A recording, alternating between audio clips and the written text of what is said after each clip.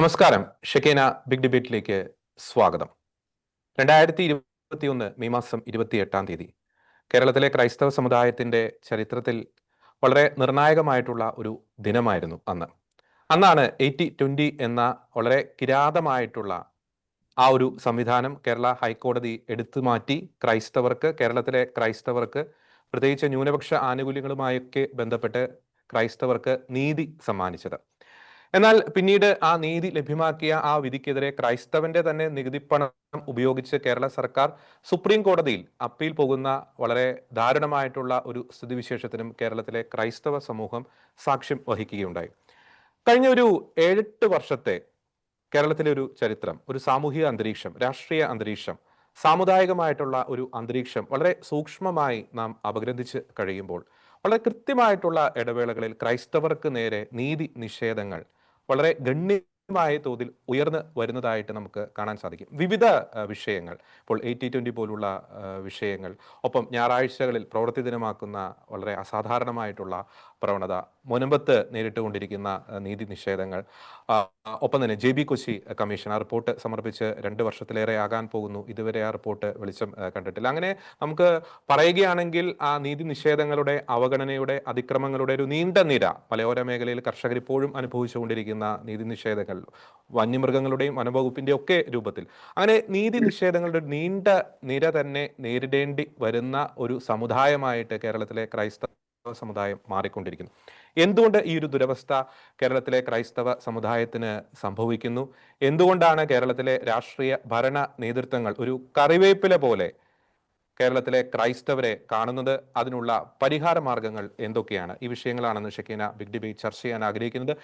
ഇനി വിഷയങ്ങളിൽ ആശയങ്ങൾ പങ്കുവയ്ക്കാനായി ഇന്ന് നമ്മോടൊപ്പം ഉള്ളത്, പ്രത്യേകിച്ച് 80-20 വിഷയത്തിൽ അതിശക്തമായിട്ടുള്ള പോരാട്ടം നടത്തി ക്രൈസ്തവർക്ക് നീതി ലഭ്യമാക്കി തന്ന അമൽ സിറിയക്, ഒപ്പം തന്നെ സീറോ മലബാർ സഭ പബ്ലിക് അഫയേഴ്സ് കമ്മീഷനിൽ നിന്നും ഫാദർ ജെയിംസ് കോക്കവയലിൽ, ഒപ്പം തന്നെ കത്തോലിക്ക കോൺഗ്രസിന്റെ ഭാരവാഹി ജനറൽ സെക്രട്ടറി ശ്രീ ജോസ് കുട്ടി ഒഴികലിനെ നമ്മൾ ഈ ചർച്ചയിൽ പ്രതീക്ഷിക്കുന്നു. 3 പേർക്കും ഈ ചർച്ചയിലേക്ക് സ്വാഗതം. ആദ്യമേ തന്നെ ഞാൻ അമലിലേക്ക് വരികയാണ്. കാരണം നമ്മൾ 80-20 ആ ഒരു വിഷയം അതിൻ്റെ ഒരു 4ാം വാർഷികത്തിലേക്ക്, അല്ലെങ്കിൽ അതിൻ്റെ ഒരു വാർഷിക ദിനം നമ്മൾ ആഘോഷിച്ചു, ഇന്നലെ ആഘോഷിച്ചു. അപ്പോൾ അതിൻ്റെ ഒരു പശ്ചാത്തലത്തിലാണ് ഞാൻ അമലിലേക്ക് വരാൻ ആഗ്രഹിക്കുന്നത്. നമുക്കറിയാം അമൽ, ആ ഒരു വിഷയം അമൽ സൂക്ഷ്മമായി പഠിച്ചു കഴിഞ്ഞപ്പോൾ കൊടിയ നീതി നിഷേധമാണ് വളരെ വർഷങ്ങളായിട്ട്, എനിക്കൊന്ന് 2011-12 ആ കാലഘട്ടം മുതൽ കേരളത്തിലെ ക്രൈസ്തവ സമൂഹം ന്യൂനപക്ഷ ക്ഷേമ വകുപ്പിൽ നിന്നും നേരിട്ടുകൊണ്ടിരിക്കുന്നത്. അപ്പോൾ ആ നിരന്തരമായി നടത്തിയ പോരാട്ടത്തിന്റെ ഒടുവിൽ വളരെ ചരിത്രപരമായിട്ടുള്ള ഒരു വിധി ഹൈക്കോടതിയുടെ ഭാഗത്ത് നിന്ന് ഉണ്ടാകുന്നു. എൻ്റെ ഒരു ചോദ്യം ഇതാണ്. നമുക്കറിയാം 80-20 അതിന്റെ കാര്യങ്ങളൊക്കെ നമ്മൾ ചർച്ച ചെയ്തതാണ്. 80-20 ആ ഒരു നീതി നിഷേധം നിലനിന്ന ആ സാഹചര്യം, അതിനൊരു മാറ്റം കേരളത്തിൽ സംഭവിച്ചിട്ടുണ്ടോ? അത് മാറ്റം സംഭവിച്ചിട്ടില്ലെങ്കിൽ എന്തുകൊണ്ടാണ് അങ്ങനെ സംഭവിക്കുന്നത്? ഏറ്റവും ഒടുവിൽ ഇപ്പോൾ ക്രൈസ്തവർക്ക് തെരുവിലിറങ്ങേണ്ടി വന്ന ഒരു വിഷയമാണ് മുനമ്പവും. ഈ മുനമ്പവും 80-20 തമ്മിൽ ഏതെങ്കിലും ഒരു സമാനതകൾ അങ്ങേക്ക് നിരീക്ഷിക്കാൻ സാധിക്കുന്നുണ്ടോ? ശ്രീ അമൽ സിറിയക്. തീർച്ചയായിട്ടും ഈ 80-20 എന്ന് പറയുന്ന ഒരു വിഷയം ശരിക്കും പറഞ്ഞു കഴിഞ്ഞാൽ ഈ 21-ാം നൂറ്റാണ്ടില് ഈ കുറെയൊക്കെ ക്രൈസ്തവരുടെ ഒരു തുറവി ലഭിക്കാൻ കാരണമായ ഒരു വിഷയമായിരുന്നു. അതായത് നിരന്തരമായിട്ട് നാളിതുവരെയായിട്ട് അനുഭവിച്ചുകൊണ്ടിരിക്കുന്ന പല വിവേചനങ്ങളുണ്ട്, അനീതികളുണ്ട്. പക്ഷെ അവിടെയൊന്നും അവർക്ക് സ്വരമില്ല, അല്ലെങ്കിൽ വേദനിച്ചുകൊണ്ടിരുന്ന ഒരു സമൂഹത്തിന് ഒരു ആശ്വാസമായിരുന്നു, അല്ലെങ്കിൽ എന്താ പറയുക, ഒരു ഉണർവായിരുന്നു ശരിക്കും പറഞ്ഞു കഴിഞ്ഞാൽ 80-20 പോലുള്ള ഒരു വിധി എന്ന് പറഞ്ഞു കഴിഞ്ഞാൽ. അപ്പൊ അതിനകത്ത് ശരിക്കും പറഞ്ഞു കഴിഞ്ഞാൽ പലപ്പോഴും ക്രൈസ്തവർക്ക് അതിന്റെ പ്രാധാന്യം ഇപ്പോഴും മനസ്സിലായിട്ടുണ്ടോ എന്ന് എനിക്കറിയത്തില്ല. കാര്യം ഓരോ കുട്ടിക്കും, അതായത് ഓരോ കുടുംബത്തിനും നഷ്ടപ്പെട്ടു പോയ ആയിരങ്ങളുടെയും പതിനായിരങ്ങളുടെയും ഒരു കണക്കാണ് ശരിക്കും പറഞ്ഞു കഴിഞ്ഞാൽ ആ വിധി കൊണ്ട് തിരികെ കിട്ടിയത്, അല്ലെങ്കിൽ കിട്ടാനായിട്ട് സാധ്യത ഉണ്ടായത്. അപ്പൊ അതിന്റെ ഒരു കണക്ക് പറയുകയാണെങ്കിൽ ഏകദേശം 10-500ഓളം കോടികൾ ഈ ക്രൈസ്തവ സമൂഹത്തിന് നാളിതുവരെ ലഭിക്കേണ്ടതാണ് ശരിക്കും പറഞ്ഞു കഴിഞ്ഞാൽ അവിടെ തിരിമറി നടത്തി അവിടെ ഇല്ലായ്മ ചെയ്ത് പോയ ഒരു കാലഘട്ടം ഉണ്ടായിരുന്നത്. അപ്പൊ തീർച്ചയായിട്ടും ഈ വിധി ശരിക്കും പറഞ്ഞു കഴിഞ്ഞാൽ നമ്മുടെ ജനാധിപത്യ വ്യവസ്ഥയിൽ നിന്ന് നമുക്ക് നീതി കിട്ടിയില്ലെങ്കിൽ ആകെ ഒരു അഭയം ഈ ഒരു ജുഡീഷ്യൽ സംവിധാനമാണ് എന്ന ഉള്ളൊരു തുറവിയായിരുന്നു ശരിക്കും പറഞ്ഞ ഈ വിധി. കാര്യം ഈ ഒരു 80:20 എന്ന ആ ഒരു വിധി പ്രസ്താവിച്ച ഹൈക്കോടതി ചീഫ് ജസ്റ്റിസ് അതിനകത്ത് പറഞ്ഞിരിക്കുന്ന കുറച്ച് വാക്കുകളുണ്ട്. അതായത് utter violation of the constitution ആയിരുന്നു ഈ 80:20 എന്ന ശതമാന കണക്ക് ഈ സർക്കാർ ഇവിടെ അനുവർത്തിച്ചുകൊണ്ടിരുന്നതെന്ന് കൃത്യമായി അദ്ദേഹം പറയുന്നുണ്ട്. പല സ്ഥലങ്ങളിലായിട്ടും ഇതൊരു ഭരണഘടനയുടെ കടുത്ത ലംഘനമായിരുന്നു ഇവിടുത്തെ ക്രൈസ്തവർ അനുഭവിച്ച ഈ ഒരു അനുവാദ സ്വീകരണത്തിലൂടെ അനുഭവിച്ച ഈ ഒരു ലംഘനം എന്ന് പറയുന്നുണ്ട്. അപ്പൊ ഇത്രമാത്രം ഒരു ഭരണഘടനാ ലംഘനം തുറന്നിവിടെ നടന്നിട്ടും അതിനെതിരെ ന്യായമായോ നീതിപരമായിട്ടോ ഒരു നടപടികൾ പോലും എടുക്കാനായിട്ട് തയ്യാറല്ലായിരുന്നു, അല്ലെങ്കിൽ ഭയമായിരുന്നു ഇവിടെയുള്ള രാഷ്ട്രീയ പ്രവർത്തകർക്ക്. അവർക്ക് അന്നും ഭയമാണ്, ഇന്നും ഭയമാണ്. അത് തന്നെയാണ് അവർ തുടരുകയും ചെയ്യുന്നത്. അപ്പൊ അത്രമാത്രം ഒരു മതസംഘടിത സംവിധാനത്തെ ഭയന്നുകൊണ്ട് ഈ ഒരു 65 ലക്ഷം വരുന്ന ക്രൈസ്തവ സമൂഹത്തിനെയൊക്കെ തള്ളിക്കളയുന്ന അല്ലെങ്കിൽ വിവേചനത്തിലൂടെ കടത്തിവിടുന്ന ഒരു രാഷ്ട്രീയ സംവിധാനമായിട്ട് കേരളത്തിലെ ഈ ഒരു രാഷ്ട്രീയ സാഹചര്യം മാറുന്നത് നമ്മൾ തുറന്ന് കാണുകയുണ്ടായി. അപ്പം ഈ ഒരു സംവിധാനത്തിന് ഇന്നും മാറ്റമില്ലെന്നുള്ളതിന്റെ പ്രത്യക്ഷമായ ഒരു തെളിവാണ് ഈ മുനമ്പം വിഷയവും. ഈ മുനമ്പം വിഷയത്തിൽ നമ്മളത് കാണുകയുണ്ടായി. അതായത് ഭരണ പ്രതിപക്ഷങ്ങള് അവിടെ ആ മുനമ്പം ജനതയോടൊപ്പം ആത്മാർത്ഥമായി നിൽക്കുന്നത് നമ്മൾ ഇന്നും കാണുന്നില്ല. അപ്പൊ തീർച്ചയായിട്ടും ആ വഖഫിന്റെ വിഷയം വന്ന സമയത്ത് ആ വഖഫ് മൂലമാണ് ഇവർക്ക് നീതി നിഷേധിക്കപ്പെട്ടത്, അല്ലെങ്കിൽ ഇവർക്ക് ഉണ്ടായ പ്രശ്നത്തിന് കാരണമെന്ന് അവിടെ വ്യക്തമാണെങ്കിൽ പോലും അതിനെ മറപിടിച്ചുകൊണ്ട് സംസാരിക്കാനായിട്ടാണ് ഭരണ പ്രതിപക്ഷങ്ങൾ ശ്രമിക്കുകയും, മാത്രവുമല്ല ഈ സുപ്രീം കോടതിയിൽ അപ്പീലിന് വേണ്ടി ഈ സർക്കാർ പൊതുജനത്തിന്റെ ഖജനാവിൽ നിന്ന് കാശ് എടുത്തുകൊണ്ട് പോയിരിക്കുകയാണ്. ഇതേ സമാനമായ സംവിധാനമാണ് 80:20 വിഷയത്തിൽ നമ്മൾ കാണാൻ സാധിക്കുക. ഈ 80:20 വിഷയവും ശരിക്കും പറഞ്ഞു കഴിഞ്ഞാൽ ഒരു ഭരണഘടനാ ലംഘനമാണെന്ന് ചീഫ് ജസ്റ്റിസ് പറഞ്ഞിരിക്കുകയാണ്. ഈ വഖഫ് വിഷയത്തിൽ നമുക്ക് കാണാൻ പറ്റും ആ ആക്ട് എന്ന് പറഞ്ഞാലും ഒരു ഭരണഘടനാ വിരുദ്ധമായ ഒരു ആക്ടാണ്. ഇത്തരത്തിലുള്ള ഒരു കാര്യത്തിനെതിരെ കൃത്യമായ ഒരു നീതി അവിടെ വന്ന സമയത്ത് ഈ ക്രൈസ്തവ സമൂഹത്തിനെതിരെ സുപ്രീം കോടതിയിൽ ഈ 80:20 പോയതും ഈ സർക്കാരാണ്. അതേസമയം ഈ വഖഫ് വിഷയത്തിൽ പോയതും ഈ സർക്കാർ തന്നെയാണ്. അവിടെയെല്ലാം അവിടെ ഇരയായി മാറുന്നത് ഒരു വലിയൊരു ക്രൈസ്തവ സമൂഹമാണ്. അതേസമയം വേട്ടക്കാരന്റെ ഭാഗം ഒരു സംഘടിത മതസംവിധാനമാണ് നമുക്ക് കാണാൻ സാധിക്കുക. അപ്പൊ ഇതിനെല്ലാം ഒരു ഇനിയും കേരളം അനുഭവിക്കാൻ പോകുന്ന ഒരു ദുരിതത്തിന്റെ ഒരു മുഖപത്രമാണ് ശരിക്കും പറഞ്ഞു കഴിഞ്ഞാൽ ഈ രണ്ട് തെളിവുകൾ നമ്മുടെ മുമ്പിൽ വെക്കുക. ഇപ്പം തീർച്ചയായിട്ടും നമ്മൾ പറയുകയാണെങ്കിൽ ഈ 80:20 വിധിയോടുകൂടെ കുറെയൊക്കെ ആൾക്കാർ ഈ വിഷയങ്ങളെ പറ്റി ചിന്തിച്ചു തുടങ്ങി എന്നുള്ളതാണ് നമ്മുടെ പ്രധാനപ്പെട്ട ആ ഒരു നമുക്ക് കാണാൻ സാധിക്കുക. അതായത് ഇന്ന് വരെയും ഇത്തരത്തിലുള്ള കാര്യങ്ങളെ പറ്റി അല്ലെങ്കിൽ വിഷയങ്ങളെ പറ്റിയൊക്കെ ക്രൈസ്തവ സമൂഹത്തിലെ നല്ലൊരു ശതമാനം ആൾക്കാരും അല്ലെങ്കിൽ പൊതുസമൂഹം പോലും അജ്ഞരായിരുന്നു. ഇങ്ങനെയുള്ള ഒരു ഭരണഘടന എങ്ങനെ ഇവിടെ നടക്കുവോ, ഇതൊക്കെ ചുമ്മാ പറയുന്നതാണ്, സർക്കാർ ഇങ്ങനെ ഒരു സംവിധാനം നടക്കത്തില്ല, അല്ലെങ്കിൽ ഇതൊക്കെ മത വർഗീയതയ്ക്ക് വേണ്ടി ഉപയോഗിക്കുന്നതെന്നൊക്കെയുള്ള ഒരു കാഴ്ചപ്പാടൊക്കെയാണ്, അല്ലെങ്കിൽ അത്തരം പ്രസ്താവനകളൊക്കെയാണ് വരുന്നത്. പക്ഷെ ആ വിധിയോടുകൂടിയാണ് ഇതിനകത്ത് സത്യമുണ്ടെന്നും അത് നീതിപരമായിട്ട് ഈ ക്രൈസ്തവ സമൂഹത്തിന് ലഭിക്കേണ്ടതാണെന്നുള്ള ഒരു പൊതു തെളിവിലേക്ക് അത് മുന്നോട്ട് വന്നത്. അപ്പൊ തീർച്ചയായിട്ടും ഇത്തരത്തിലുള്ള ഒരു സംവിധാനം വന്നാൽ പോലും, ഒരു നീതി ലഭിച്ചാൽ പോലും അതിനെതിരെ നമുക്ക് വേണ്ടി നിൽക്കാനായിട്ട് ഒരു സർക്കാർ സംവിധാനം തയ്യാറാവുന്നു എന്നുള്ളത് ഈ രണ്ട് കേസുകളിലും നമ്മൾ വ്യക്തമായിട്ട് നമുക്ക് കാണാനായിട്ട് സാധിക്കുന്നതാണ്. അപ്പൊ തീർച്ചയായിട്ടും ഈ ഒരു രണ്ട് വിധികൾ, അല്ലെങ്കിൽ ഒരു വിധിയും അതോടൊപ്പം തന്നെ അവിടെ വന്ന ഒരു പാർലമെന്റിലെ ഡിസിഷനൊക്കെ നമ്മൾ നോക്കുവാണെങ്കിൽ ഒരു ജനാധിപത്യ വ്യവസ്ഥയില് നീതി നടപ്പിലാക്കാനായിട്ട് ആഗ്രഹിക്കുന്ന ഒരു പൊതുസമൂഹം ഇനിയെങ്കിലും ഉണർന്നു വന്നുകൊണ്ട് ഈ രാഷ്ട്രീയ സംവിധാനത്തെ ചോദ്യം ചെയ്യേണ്ടതായിട്ടുണ്ട് എന്നുള്ള ഒരു ഒരു വാദഗതിയാണ് നമുക്ക് ഇവിടെ വെക്കാനായിട്ട് സാധിക്കുക. കാര്യം 80:20 വിധി വരാനായിട്ടുള്ള കാരണം എന്തായിരുന്നു, എങ്ങനെയാണ് അത് വന്നതെന്നുള്ളതാണ് നമ്മൾ അടിസ്ഥാനമായിട്ട് കാണേണ്ടത്. അത് നമ്മൾ ധാരാളം വർഷങ്ങളോളം ഈ ഒരു പ്രശ്നം നിലനിൽക്കുകയും ഈ പ്രശ്നം പലരും ചൂണ്ടിക്കാണിച്ചതാണ്. KCBC ഉൾപ്പെടെ ചൂണ്ടിക്കാണിച്ചിട്ടുണ്ട്. സംസ്ഥാന ന്യൂനപക്ഷ കമ്മീഷൻ പോലും സർക്കാരിനോട് ഈ വിഷയം ചൂണ്ടിക്കാണിച്ചതാണ്. ഇങ്ങനെയുള്ള ഒരു അനുവാദ സ്വീകരണം മാറ്റണം, ജനസംഖ്യാനുപാതികമാക്കണം എന്നൊക്കെ പറഞ്ഞതാണ്. പക്ഷെ വർഷങ്ങളോളം എന്നിട്ടും ഈ ന്യൂനപക്ഷ ക്ഷേമ വകുപ്പ് ഭരിച്ചുകൊണ്ടിരുന്ന മന്ത്രിമാര് അതിനകത്ത് ഒരു നടപടിയും സ്വീകരിക്കാതെ ഈ ഒരു ക്രൈസ്തവ സമൂഹത്തിനെതിരെ പ്രവർത്തിക്കുന്നത് നമ്മൾ വ്യക്തമായി കണ്ടതാണ്. ഏകദേശം 100 കോടി രൂപയോളമാണ് ബഡ്ജറ്റ് ഫണ്ട് വിഹിതമായിട്ട് മാറ്റിവെച്ചത്. അതേസമയം ആ ലഭ്യമാക്കേണ്ട ക്രൈസ്തവ സമൂഹത്തിന് കൊടുക്കേണ്ട വിഹിതം കൊടുക്കാതെ ഇരിക്കുകയാണ് അവർ ചെയ്തത്. നമ്മൾ മറ്റുള്ള സംസ്ഥാനമായിട്ട് താരതമ്യപ്പെടുത്തുമ്പോഴാണ് ഇതിന്റെ ഭീകരത നമുക്ക് മനസ്സിലാകുക. ആന്ധ്രാപ്രദേശും കർണാടകയും തമിഴ്നാട് പോലുള്ള സർക്കാർ വ്യക്തമായി ന്യൂനപക്ഷ ഈ പദ്ധതികളൊക്കെ കൃത്യമായി വിഭജനം ചെയ്യുമ്പോൾ അതൊന്നും ഇവിടെ വിഭജനം ചെയ്യാതിരിക്കുക, ഇത്രമാത്രം ഒരു മനുഷ്യത്വരഹിതമായിട്ടുള്ള ഒരു അനുവാദ സ്വീകരണത്തിലൂടെ ഈ ക്രൈസ്തവ സമൂഹത്തിന് അർഹമായിട്ടുള്ള ആനുകൂല്യങ്ങൾ നിഷേധിക്കുക, അതൊക്കെയാണ് ഇവിടെ നടന്നു വന്നുകൊണ്ടിരുന്നത്. അപ്പം തീർച്ചയായിട്ടും അതിനെ ചോദ്യം ചെയ്യേണ്ട ജനാധിപത്യ ഒരു മൂല്യത്തിലുള്ള ഒരു സർക്കാർ സംവിധാനമോ അല്ലെങ്കിൽ MLA മാരോ ഒന്നും തന്നെ തയ്യാറാകാത്ത ഒരു സ്ഥിതിവിശേഷമാണ് നമ്മൾ കാണുകയുണ്ടായത്. അത് തന്നെയാണ് നമ്മൾ ഇന്നും കണ്ടുകൊണ്ടിരിക്കുന്നുള്ളതാണ് ഇതിനകത്ത് ഒരു വേദനാകരമായ ഘടകം. ഓക്കെ, വളരെ വ്യക്തമാണ്. ഫാദർ ജെയിംസ് കോക്കവലിൽ, അങ്ങ് വളരെ ശക്തമായിട്ട് ക്രൈസ്തവ സമുദായത്തിന് വേണ്ടി ശബ്ദിക്കുന്ന വ്യക്തിത്വമാണ്, പ്രത്യേകിച്ച് ദീപിക ദിനപത്രത്തിലൂടെയും അങ്ങയുടെ പ്രസംഗങ്ങളിലൂടെയും ഒക്കെ. ഇപ്പോൾ അമൽ സൂചിപ്പിച്ച 80-20 വിഷയം മുതൽ നമ്മൾ ഇങ്ങോട്ട് ചിന്തിച്ചു നോക്കുമ്പോൾ, ഞാൻ ഇൻട്രോയിൽ പറഞ്ഞതുപോലെ നിരവധി വിഷയങ്ങൾ, 80-20, JB കോശി കമ്മീഷൻ, വന്യമൃഗ ശല്യം, ഈ വഖഫ് പോലുള്ള പ്രശ്നങ്ങൾ, ഈ ഈ സാംസ്കാരിക മേഖല, പ്രത്യേകിച്ച് സിനിമാ കലാ മേഖലകളിലൂടെ, മാധ്യമ മേഖലകളിലൂടെ ക്രൈസ്തവർക്ക് നേരെ ഉണ്ടാകുന്ന അവഹേളനങ്ങൾ, കക്കുകളി പോലുള്ള നാടകമൊക്കെ നമുക്ക് അറിയാവുന്നതാണ്. ഒപ്പം തന്നെ ന്യൂനപക്ഷ ആനുകൂല്യങ്ങൾ നിഷേധിക്കപ്പെടുന്ന അവസ്ഥ, വന്യമൃഗ ശല്യം, അത്തരത്തിലുള്ള അനവധി സംഭവങ്ങൾ, പ്രത്യേകിച്ച് ക്രൈസ്തവ സ്ഥാപനങ്ങൾക്ക് നേരെ ഉണ്ടാകുന്ന ആക്രമണങ്ങൾ, അമൽജ്യോതി പോലുള്ള വിഷയങ്ങൾ നമ്മുടെ മുമ്പിലുണ്ട്. അപ്പോൾ അത്തരം വിഷയങ്ങളൊക്കെ നടക്കുമ്പോൾ നീതിക്ക് വേണ്ടി, അതായത് അർഹമായിട്ടുള്ള നീതിക്ക് വേണ്ടി യാചിക്കേണ്ട, ഒരു ഭിക്ഷക്കാരനെ പോലെ യാചിക്കേണ്ട ഒരു അവസ്ഥയിലേക്ക് ക്രൈസ്തവ സമുദായം പോകുന്നു.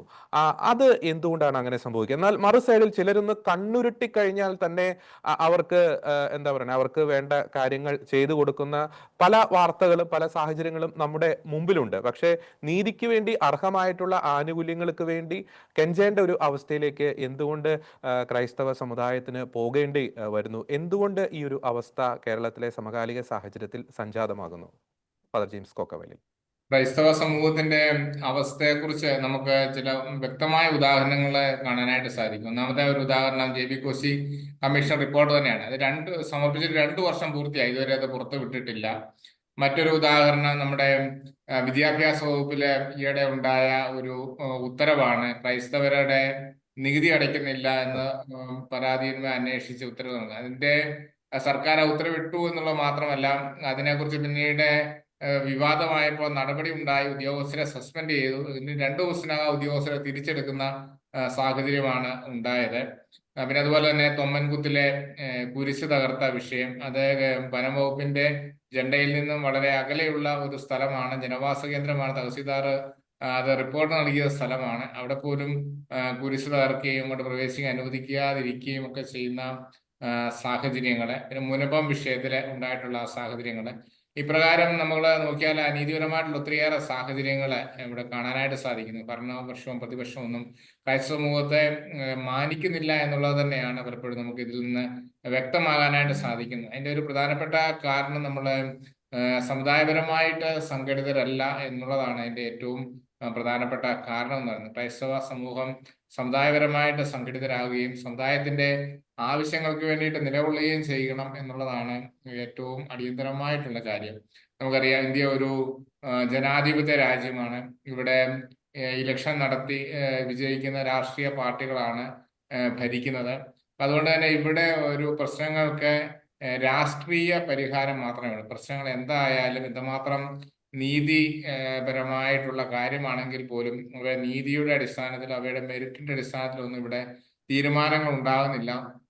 ഇവിടെ രാഷ്ട്രീയ സ്വാധീനത്തിന്റെ അടിസ്ഥാനത്തിൽ മാത്രമാണ് ഇവിടെ തീരുമാനങ്ങൾ ഉണ്ടാകുന്നത്. അതുകൊണ്ട് തന്നെ നമുക്ക് സമുദായവുമായിട്ട് സംഘടിക്കുകയും ഒരു രാഷ്ട്രീയ സമ്മർദ്ദ ശക്തിയായിട്ട് നിലകൊള്ളാനായിട്ട് സാധിക്കുകയും ചെയ്യുക എന്നുള്ളതാണ് ഈ പ്രശ്നങ്ങൾക്ക് പരിഹാരം ഉണ്ടാകുവാനായിട്ടുള്ള ഒരു ഏറ്റവും പ്രധാനപ്പെട്ട ഒരു മാർഗം എന്ന് പറയുന്നത്. ഇപ്പോൾ നമ്മളെ അപ്രകാരമല്ല, സമുദായ വിഷയങ്ങളെക്കാൾ കൂടുതൽ രാഷ്ട്രീയ താല്പര്യങ്ങൾക്ക് പലപ്പോഴും നമ്മുടെ ആളുകൾ പ്രാധാന്യം കൊടുക്കുന്നു. തങ്ങൾ അംഗമായിരിക്കുന്ന രാഷ്ട്രീയ പാർട്ടിയെ പലപ്പോഴും അംഗമായിരിക്കുന്ന ഈ സമുദായത്തെക്കാൾ ഉപരിയായിട്ട് കാണുന്നു എന്നുള്ളതൊക്കെയാണ് പലപ്പോഴും നമ്മുടെ സമൂഹത്തിൽ സംഭവിച്ചുകൊണ്ടിരിക്കുന്ന അപജയങ്ങൾ എന്ന് പറയുന്നത്.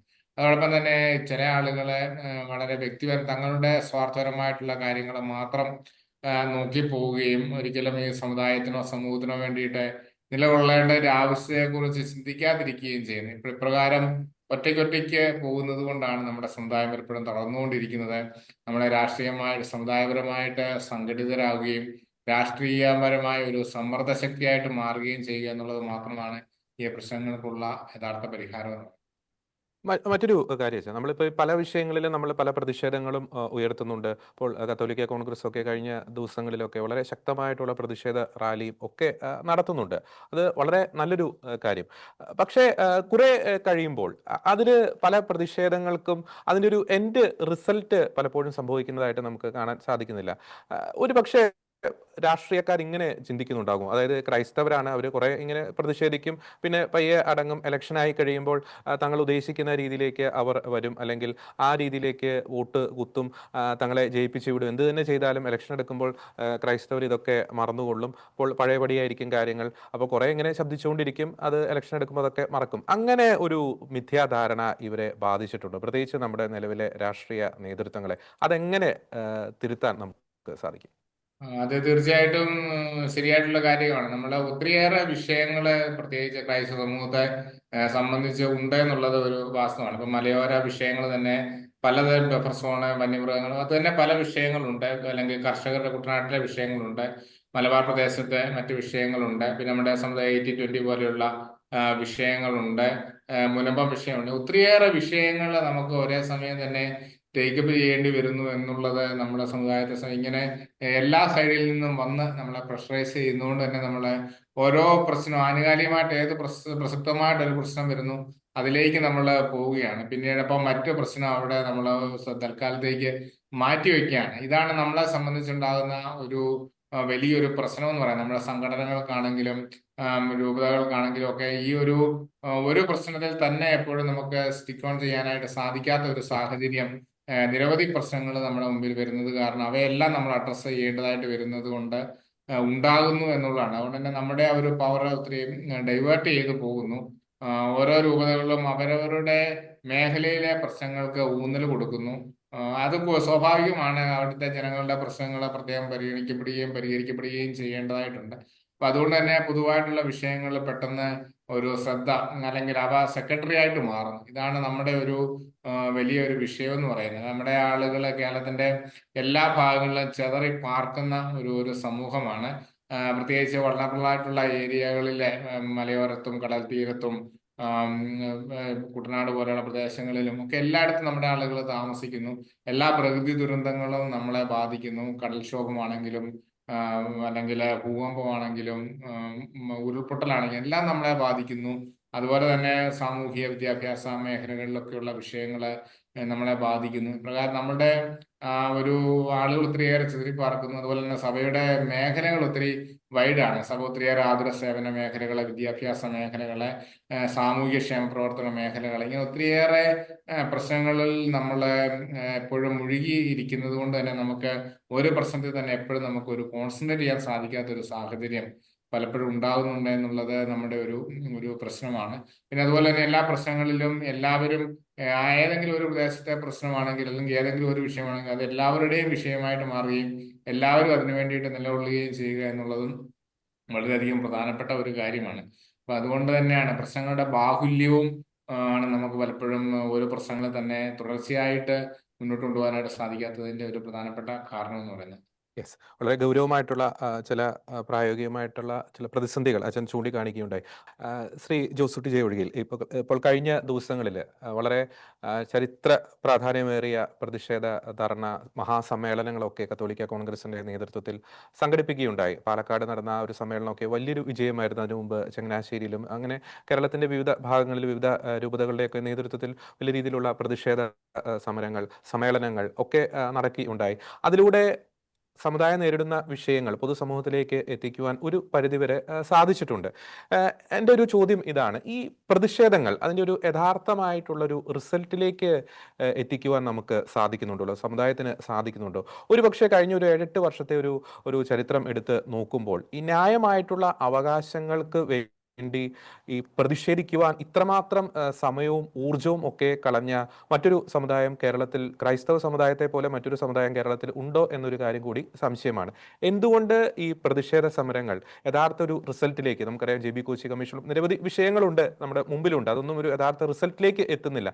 എന്തുകൊണ്ട് അങ്ങനെ സംഭവിക്കുന്നു? എന്തുകൊണ്ട് ഭരണ പ്രതിപക്ഷ അല്ലെങ്കിൽ രാഷ്ട്രീയ നേതൃത്വങ്ങൾ ഒരു കറിവേപ്പില പോലെ ക്രൈസ്തവ സമുദായത്തെ കാണുന്ന ഒരു പ്രവണത ഈ കാലഘട്ടത്തിൽ വർദ്ധിച്ചു വരുന്നു? ശ്രീ ജോസൂട്ടി ജെ ഒഴികെ. വളരെ പ്രസക്തമായ ചോദ്യമാണ് ചോദിച്ചത്. യഥാർത്ഥത്തിൽ മഹാത്മാഗാന്ധിജിയുടെ സമരം ബ്രിട്ടീഷുകാരോടായതുകൊണ്ടാണ് അത് ജയിച്ചത് എന്ന് പറയുന്ന ആൾക്കാരുണ്ട്. കാരണം ജനാധിപത്യത്തെ സംബന്ധിക്കുന്ന സങ്കല്പങ്ങളും ജനാധിപത്യം എന്താണ്, ജനാധിപത്യം കൊണ്ട് ഉദ്ദേശിക്കുന്നത് എന്നതിനെ സംബന്ധിച്ച് കൃത്യമായ ധാരണയും ആ മൂല്യത്തെ സംബന്ധിച്ച് കൃത്യമായ ബോധ്യം ഉള്ളവരോടാണ് ജനാധിപത്യ രീതിയിലുള്ള സമരങ്ങൾ.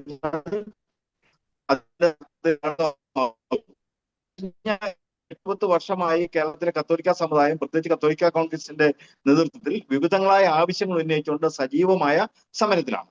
എന്നാൽ ഈ സമരത്തിലൂടെ പുറത്തു വരുന്നത് ജനങ്ങളുടെ വികാരം, ജനങ്ങളുടെ ആവശ്യമാണ്, ജനങ്ങളുടെ സ്വരമാണ്. നമുക്കറിയാലോ, ജനാധിപത്യത്തിന്റെ ഏറ്റവും പ്രധാനപ്പെട്ട മൂല്യങ്ങളിൽ ഒന്ന് ജനങ്ങളുടെ പൊതു താല്പര്യങ്ങൾ സംരക്ഷിക്കപ്പെടണം എന്നുള്ളതാണ്. അതുപോലെ ഭരണത്തിന്റെ കാര്യക്ഷമത വർദ്ധിക്കണം, ഭരണത്തിന്റെ സുതാര്യത ഉറപ്പാക്കണം, നിഷ്പക്ഷത ഉറപ്പാക്കണം. ഇതൊക്കെ ജനാധിപത്യ ഭരണക്രമത്തിന്റെ പ്രത്യേകതകളും പ്രധാനപ്പെട്ട സംഗതികളുമാണ്. അതിൽ ഏറ്റവും പ്രധാനപ്പെട്ടാണ് ജനങ്ങളുടെ പൊതു താല്പര്യങ്ങൾ സംരക്ഷിക്കപ്പെടുക എന്നുള്ളത്.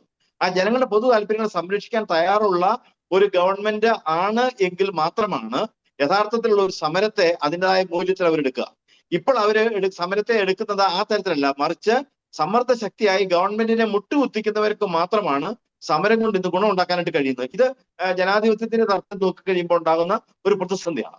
എന്നാൽ സാവധാനത്തിൽ സർക്കാരിനുള്ള ഒരു പൊതുബോധം ഉണ്ടല്ലോ, സർക്കാരിന്റെ ചില പൊതുബോധങ്ങളുണ്ട്. ആ പൊതുബോധത്തിലേക്ക് നിരന്തരമായ സമരങ്ങളിലൂടെ എത്തിക്കാൻ കഴിയും എന്നതിന്റെ ഏറ്റവും നല്ല ഉദാഹരണമാണ് നമ്മുടെ മുഖ്യമന്ത്രി കഴിഞ്ഞ ദിവസം പറഞ്ഞത്, നമ്മുടെ വന്യമൃഗങ്ങളെ വേട്ടയാടാൻ അനുവദിക്കണം എന്ന് അദ്ദേഹം പറഞ്ഞത്. കാരണം വന്യമൃഗങ്ങളെ വേട്ടയാടണം എന്ന് ഒരു 5 വർഷം മുമ്പ് കേരളത്തിൽ പറഞ്ഞാൽ ഒരുപക്ഷെ ആ പറയുന്നവർ തല്ലി കിട്ടുമായിരുന്നു. കാരണം അത്രമാത്രം വന്യജീവി സൗഹൃദപരമായിരുന്നു ജനങ്ങളുടെ കാഴ്ചപ്പാടുകളും പൊതുസമൂഹത്തിലെ കാഴ്ചപ്പാടുകളും. എന്നാൽ ഇപ്പോ കഴിഞ്ഞ ഏതാനും നാളുകൾ ഈ വന്യജീവി ആക്രമണത്തിലുണ്ടായ വർധനവും അതിനെതിരെ ജനങ്ങളുടെ ഭാഗത്തുനിന്ന്, പ്രത്യേകിച്ച് കത്തോലിക്ക കോൺഗ്രസ് പോലുള്ള സംഘടനകളുടെ ഭാഗത്തുനിന്ന് അതിശക്തമായ നിലപാടുകൾ ഇക്കാര്യത്തിലുണ്ടായി.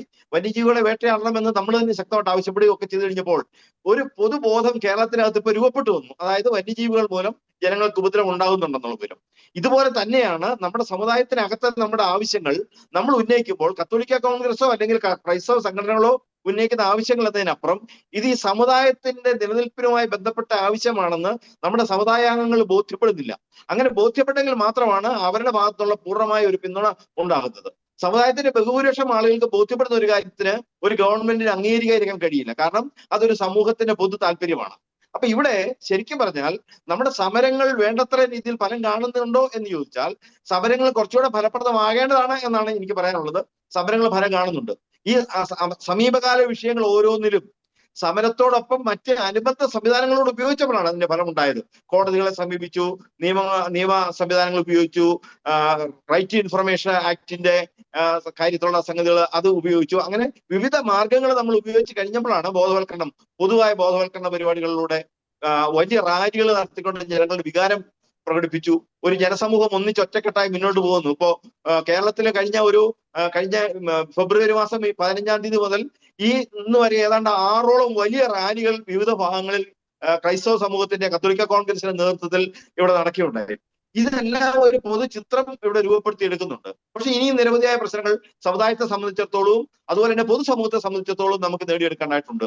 നിരവധി പ്രശ്നങ്ങളിൽ സമുദായത്തെ സംബന്ധിച്ചിടത്തോളം ഏറ്റവും പ്രധാനപ്പെട്ടതെന്നാണ് JB കോശി കമ്മീഷൻ റിപ്പോർട്ട് നടപ്പാക്കുന്ന കാര്യത്തിൽ ഗവൺമെന്റ് കാണിക്കുന്ന അലംഭാവം.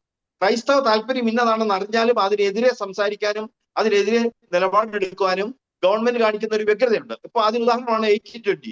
80-20യുടെ കാര്യത്തിൽ ക്രൈസ്തവ താല്പര്യം എന്ന് പറയുന്നത് എന്താണെന്ന് ഗവൺമെന്റ് നല്ലപോലെ അറിയാം. പക്ഷേ അതിനെതിരെ അപ്പീലിന് പോകാനായിട്ട് ഗവൺമെന്റ് തയ്യാറാവുകയാണ് ചെയ്തിരിക്കുന്നത്. അതുപോലെ തന്നെയാണ് മറ്റു വിഷയങ്ങളിൽ ഗവൺമെന്റ് അപ്പീലിന് പോകാന്ന് വെച്ച് കഴിഞ്ഞാൽ നിങ്ങളുടെ താല്പര്യങ്ങൾ ഞങ്ങൾക്ക് പ്രശ്നമല്ല, ഞങ്ങളുടെ താല്പര്യങ്ങളുമായി ബന്ധപ്പെട്ട് ഞങ്ങൾ പൊക്കോളാം എന്ന് തെളിച്ച് പറയുന്നതിന് തുല്യമാണ് നമുക്ക് അനുകൂലമായ ഒരു വിധി കിട്ടുമ്പോൾ ആ വിധിക്കെതിരെ ഗവൺമെന്റ് അപ്പീലിന് പോവുക എന്ന് പറയുന്നത്. അപ്പൊ നമുക്ക് വേണ്ടിയിരിക്കുന്നത് കൂടുതൽ ശക്തമായ നിലപാടുകളും കൂടുതൽ ബോധവൽക്കരണങ്ങളും കൂടുതൽ പൊതുബോധ നിർമ്മിതിക്ക് ആവശ്യമായിട്ടുള്ള സാമൂഹിക ഇടപെടലുകളുമാണ്. അതില് ഈ സോഷ്യൽ മീഡിയയിലൂടെ ഇടപെടലാണ് ഇപ്പൊ നമ്മൾ നടത്തുന്നത്. വാസ്തവത്തിൽ അത് മാത്രം പോരാ, നമ്മൾക്ക് വിവിധ മാർഗങ്ങളുണ്ട് ജനങ്ങളിലേക്ക് എത്തിച്ചേരുന്നതിന് വേണ്ടിയിട്ട്. അതിലൊന്ന് മാത്രമാണ് സോഷ്യൽ മീഡിയ. വിവിധ കലാരൂപങ്ങളിലൂടെ നമുക്ക് ഇതിനകത്ത് ഇടപെടാനായിട്ട് കഴിയണം. നമ്മൾ തന്നെ സ്ഥാപനങ്ങളിലൂടെ നിരന്തരം നടത്തുന്ന ഒരു ബോധവൽക്കരണമുണ്ട്. നമ്മുടെ സ്ഥാപനങ്ങളുടെയും അതുപോലെ തന്നെ നമ്മുടെ സംവിധാനങ്ങളിലൂടെയും നമ്മൾ നിരന്തരം നടത്തേണ്ട ഒരു ബോധവൽക്കരണമുണ്ട്. ഈ ബോധവൽക്കരണവും ഒരു വലിയ അളവ് വരെ നമ്മുടെ ആളുകളെ യഥാർത്ഥ ചിത്രം എന്താണെന്ന് മനസ്സിലാക്കിക്കുന്നതിലും എവിടെയൊക്കെയാണ് നമ്മൾ അവഗണന നേരിട്ടുകൊണ്ടിരിക്കുന്നത് എന്ന് അവരെ ബോധ്യപ്പെടുത്തുന്ന കാര്യത്തിലും വളരെ പ്രധാനപ്പെട്ടതായിരിക്കും എന്നാണ് എനിക്ക് തോന്നുന്നത്. മറ്റൊരു മേഖലയിലേക്ക് പോകുമ്പോൾ അമൽ നേരത്തെ ആദ്യത്തെ റൗണ്ടിൽ സൂചിപ്പിച്ച ഒരു വളരെ പ്രസക്തമായിട്ടുള്ളൊരു വാചകമുണ്ട്. ഈ 80-20 അല്ലെങ്കിൽ അതിലൂടെ ലഭിച്ച നീതി, അതിനെപ്പറ്റി ക്രൈസ്തവർക്ക് അത്ര എല്ലാവർക്കും അത്ര ഒരു ധാരണയുണ്ടോ എന്ന കാര്യത്തിൽ സംശയമുണ്ടെന്നൊരു പ്രസ്താവന അങ്ങ് നടത്തുകയുണ്ടായി. നമുക്ക് കുറെ കൂടി ഒരു സാമുദായികമായിട്ടുള്ള ഒരു സാക്ഷരതയിലേക്ക് ക്രൈസ്തവർ വളരേണ്ടതല്ലേ? ഇപ്പോൾ നമ്മൾ ഇവിടെ ഡിസ്കസ് ചെയ്യുന്ന ഈ വിഷയങ്ങളാണെങ്കിൽ തന്നെ നമ്മളൊരു സർവേ ഒക്കെ നടത്തുകയാണ്, പ്രത്യേകിച്ച് ഈ സമുദായവുമായി ബന്ധപ്പെട്ട വിഷയങ്ങളിൽ ഇടപെടുന്നവർക്ക് ഈ വിഷയങ്ങൾ അറിയാം. 80-20 അല്ലെങ്കിൽ JB കോശി, നമ്മുടെ ഇടവകയിൽ തന്നെ JB കോശി കമ്മീഷൻ എന്താണ് എന്ന് ചോദിച്ചു കഴിഞ്ഞാൽ എത്ര പേർക്ക് അതറിയാൻ സാധിക്കും എന്നതൊരു സർവേ നടത്തി കഴിഞ്ഞാൽ നമുക്കത് മനസ്സിലാക്കാൻ സാധിക്കും. പ്രത്യേകിച്ച് സംഘടനയൊക്കെ ആയിട്ട് ബന്ധപ്പെട്ട് പ്രവർത്തിക്കുന്നവർക്കൊക്കെ ഈ വിഷയങ്ങൾ അറിയാം. പക്ഷെ അതിൻ്റെ ഒരു ഗ്രൗണ്ട് ലെവലിലേക്ക് ഈ ഒരു വിഷയങ്ങൾ എത്തുന്നില്ല. അതും ഈ നീതി നിഷേധത്തിന് ഒരു ഘടകം തന്നെയല്ലേ? പ്രത്യേകിച്ച് നമ്മൾ ഒരു ഉദാഹരണം ഞാൻ ചൂണ്ടിക്കാണിക്കാം. ഇപ്പോൾ ഈ പാലസ്തീൻ ഐക്യദാർഢ്യ റാലി എന്നൊക്കെ പറഞ്ഞ് നമ്മൾ വലിയ റാലികളൊക്കെ കാണാറുണ്ട്. അതിൽ പങ്കെടുക്കുന്നവർ സ്ത്രീകളും കുട്ടികളും യുവജനങ്ങളും ഒക്കെ ഉൾപ്പെടെയുള്ളവരാണ്. അപ്പോൾ അവരിലേക്ക് ആ വിഷയത്തെക്കുറിച്ച്, അത് അടിസ്ഥാനരഹിതമാണെങ്കിൽ പോലും ആ വിഷയങ്ങളെക്കുറിച്ചൊരു കൃത്യമായിട്ടുള്ള ഒരു പ്രൊപ്പഗണ്ട അവരിലേക്ക് കുത്തിവെച്ചിട്ടുണ്ട് എന്നത് യാഥാർത്ഥ്യം തന്നെയാണ്. പക്ഷേ ഇവിടെ ക്രൈസ്തവരുടെ കാര്യം വരുമ്പോൾ ഒരു യഥാർത്ഥമായിട്ടുള്ള ഫാക്ട് പോലും, യഥാർത്ഥമായിട്ടുള്ള വസ്തുതകൾ പോലും ഒരു ഗ്രൗണ്ട് ലെവലിലേക്ക്, സമുദായത്തിന്റെ ഗ്രൗണ്ട് ലെവലിലേക്ക് എത്തിക്കുന്നതിൽ നാം പരാജയപ്പെട്ട് പോകുന്നുണ്ടോ അമൽ? അതും ഈ നീതി നിഷേധത്തിന് ഒരു ഘടകമായി മാറുന്നുണ്ടോ?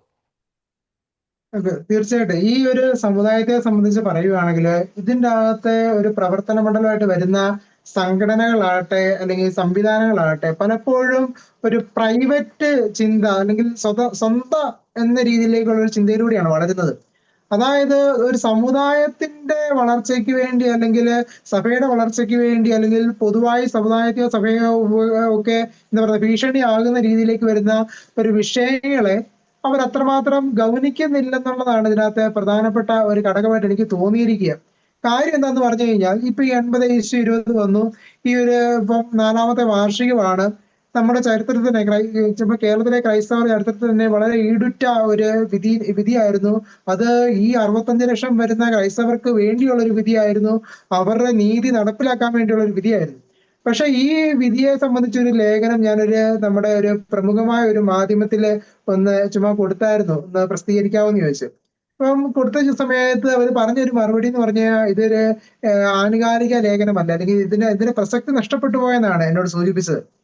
പക്ഷെ ഞാൻ എന്തുകൊണ്ടാണ് ആ ലേഖനം കൊടുക്കാൻ കാരണം എന്ന് പറഞ്ഞു കഴിഞ്ഞാൽ കഴിഞ്ഞ ഇടയ്ക്ക് ഒരു പ്രമുഖമായ ഒരു ചാനലിലെ ചർച്ചയ്ക്കായിട്ട് ഞാൻ ഇരുന്ന സമയത്ത് അവിടെ മുസ്ലിം ലീഗിന്റെ യൂത്ത് പ്രതിനിധി അവിടെ ഈ 80-20 എന്നുള്ള വിധിയെ തള്ളിപ്പറഞ്ഞുകൊണ്ട് സംസാരിക്കുകയും ഇതൊക്കെ പാലോളി കാരണം അവർക്ക് 100% വേണ്ടതായിരുന്നു, അല്ലെങ്കിൽ അവർക്ക് അനുകൂലമായിരുന്നു, ഇതൊരു കള്ളവിധിയാണ്, അതുകൊണ്ടാണ് സർക്കാർ സുപ്രീം കോടതിയിൽ അപ്പീലിന് പോയിരിക്കുന്നത് എന്ന രീതിയിലേക്കുള്ള ഒരു ദുർവ്യാഖ്യാനമാണ് അദ്ദേഹം അവിടെ നടന്നായിട്ട് കണ്ടത്. അപ്പോഴാണ് എനിക്ക് മനസ്സിലായത് പൊതുസമൂഹത്തിലേക്ക് ഇതിന്റെ ഒരു വലിയൊരു വിടവ്, ഇവിടെ സത്യത്തിന്റെ ഒരു വിടവ് ഇവിടെ നിൽക്കുന്നുണ്ടെന്ന്. അതുകൊണ്ടാണ് ഞാൻ അങ്ങനെ ഒരു ശ്രമമൊക്കെ നടത്തിയത്.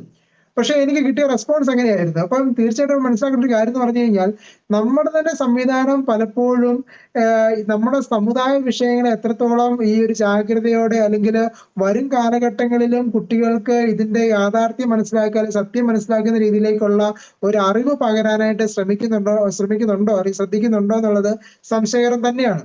കാര്യം നമ്മുടെ സംവിധാനം പലപ്പോഴും പോകുന്നത് ഒരു സെക്യുലർ ലോകത്ത് നടക്കുന്ന സംവിധാനങ്ങളിലൂടെ തന്നെയാണ് പലപ്പോഴും നമ്മുടെ സംവിധാനങ്ങൾ മുന്നോട്ട് പോവുക. അത് സംഘടനകളാകട്ടെ പല സംവിധാനങ്ങളും ആകട്ടെ. എന്തുകൊണ്ടാണ് ഞാൻ പറയാൻ കാരണം എന്ന് പറഞ്ഞു കഴിഞ്ഞാൽ പലപ്പോഴും ഇതുപോലുള്ളൊരു വിഷയത്തെ പലപ്പോഴും ഇവര് വർഗീയതയുടെ അളവുകോൽ വെച്ചാണ് പലപ്പോഴും തൂക്കുക. ഇതിൻ്റെ അകത്ത് മറ്റൊരു മതം ഇതിനകത്ത് വരുന്നുണ്ടെങ്കിൽ അതൊരു വർഗീയതയുടെ വിഷയമാണ് എന്ന രീതിയിലേക്ക് ചിന്തിച്ചുകൊണ്ടും പറഞ്ഞുകൊണ്ടും. മാത്രമല്ല കഴിഞ്ഞ ദിവസം ശ്രദ്ധിച്ചൊരു കാര്യമുണ്ട്, നമ്മുടെ കോട്ടയത്തെ തന്നെ നമ്മുടെ ഒരു MP അദ്ദേഹത്തിന്റെ ഒരു വേദിയിൽ അദ്ദേഹം പറഞ്ഞൊരു കാര്യമാണ്, ക്രൈസ്തവർ അസഹിഷ്ണുത കാണിക്കരുത്, അവര് സാക്ഷരത ഉണ്ടായിരിക്കണം, ക്രിസ്തു പഠിപ്പിച്ചത് സ്നേഹത്തിന്റെയാണ്, മറ്റുള്ളവർ നമ്മളോട് പെരുമാറുന്ന പോലെ നമ്മൾ പെരുമാറാൻ പോകരുത്. അപ്പൊ അതുകൊണ്ട് നമ്മൾ ഇത്തരത്തിലുള്ള വിഷയങ്ങളെ അത്രമാത്രം നമുക്കറിയാമല്ലോ, ഇന്ന് നമ്മൾ ചൂണ്ടിക്കാണിക്കുന്ന പല വിഷയങ്ങളും അങ്ങനെ അത്രമാത്രം ചൂണ്ടിക്കാണിക്കേണ്ടതാണോ എന്ന് പോലും ചിന്തിക്കണം എന്ന രീതിയിലേക്കുള്ള ഒരു പ്രസ്താവനയൊക്കെയാണ് അദ്ദേഹം നടത്തുന്നത്. അദ്ദേഹം അത് ഉന്നയിക്കാൻ കാരണം അതിനു മുമ്പായിട്ട് വഖഫിന്റെ ഒരു വിഷയം സംബന്ധിച്ച് ഒരു പ്രസ്താവന വരുന്നതിന്റെ ഭാഗമായിട്ട് അദ്ദേഹം സംസാരിച്ചാണെന്ന് എനിക്ക് മനസ്സിലാക്കുന്നത്.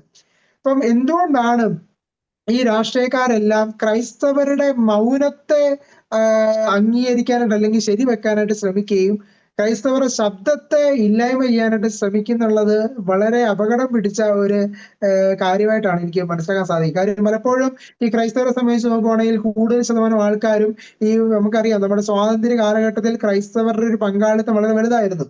കൃത്യമായ രീതിയിൽ നമുക്കറിയാം 500 രൂപയുടെ നോട്ടിന്റെ പുറകിൽ പോലും ഒരു സ്വാതന്ത്ര്യ സേനാനിയായിട്ടുള്ള ഒരു കേരളത്തിലെ ക്രൈസ്തവരുണ്ട്. അപ്പം ആ രീതിയിലേക്ക് കോൺഗ്രസിനോടും കോൺഗ്രസിന്റെ വളർച്ചയ്ക്കും ഒക്കെ മുതൽക്കൂട്ടായ ഒരു സമൂഹം തന്നെയാണ് കേരളത്തിലെ ക്രൈസ്തവ സമൂഹം എന്ന് പറഞ്ഞു കഴിഞ്ഞാൽ അന്നത്തെ സ്വാതന്ത്ര്യ കാലഘട്ടം തൊട്ട്. പക്ഷെ പിന്നീട് ഇങ്ങോട്ട് വരുമ്പോൾ പലപ്പോഴും ഈ കോൺഗ്രസിന്റെ അടിമകളായിട്ട് മാറുന്ന രീതിയിലേക്ക് ഇവിടുത്തെ ക്രൈസ്തവ സമുദായത്തെ മാറ്റപ്പെട്ടതാണ് പലപ്പോഴും ഈ ഇവിടെ വരുന്ന ഭരണ പ്രതിപക്ഷ വിഷയങ്ങളിലൊക്കെ തന്നെ ക്രൈസ്തവരുടെ ശബ്ദം വരുമ്പോൾ അതിനെ രാഷ്ട്രീയത്തിന്റെ താഴ്ത്തട്ടിൽ നിർത്താനായിട്ടുള്ള ശ്രമമാണ് പലപ്പോഴും നമ്മൾ ഇവിടെ കാണുക.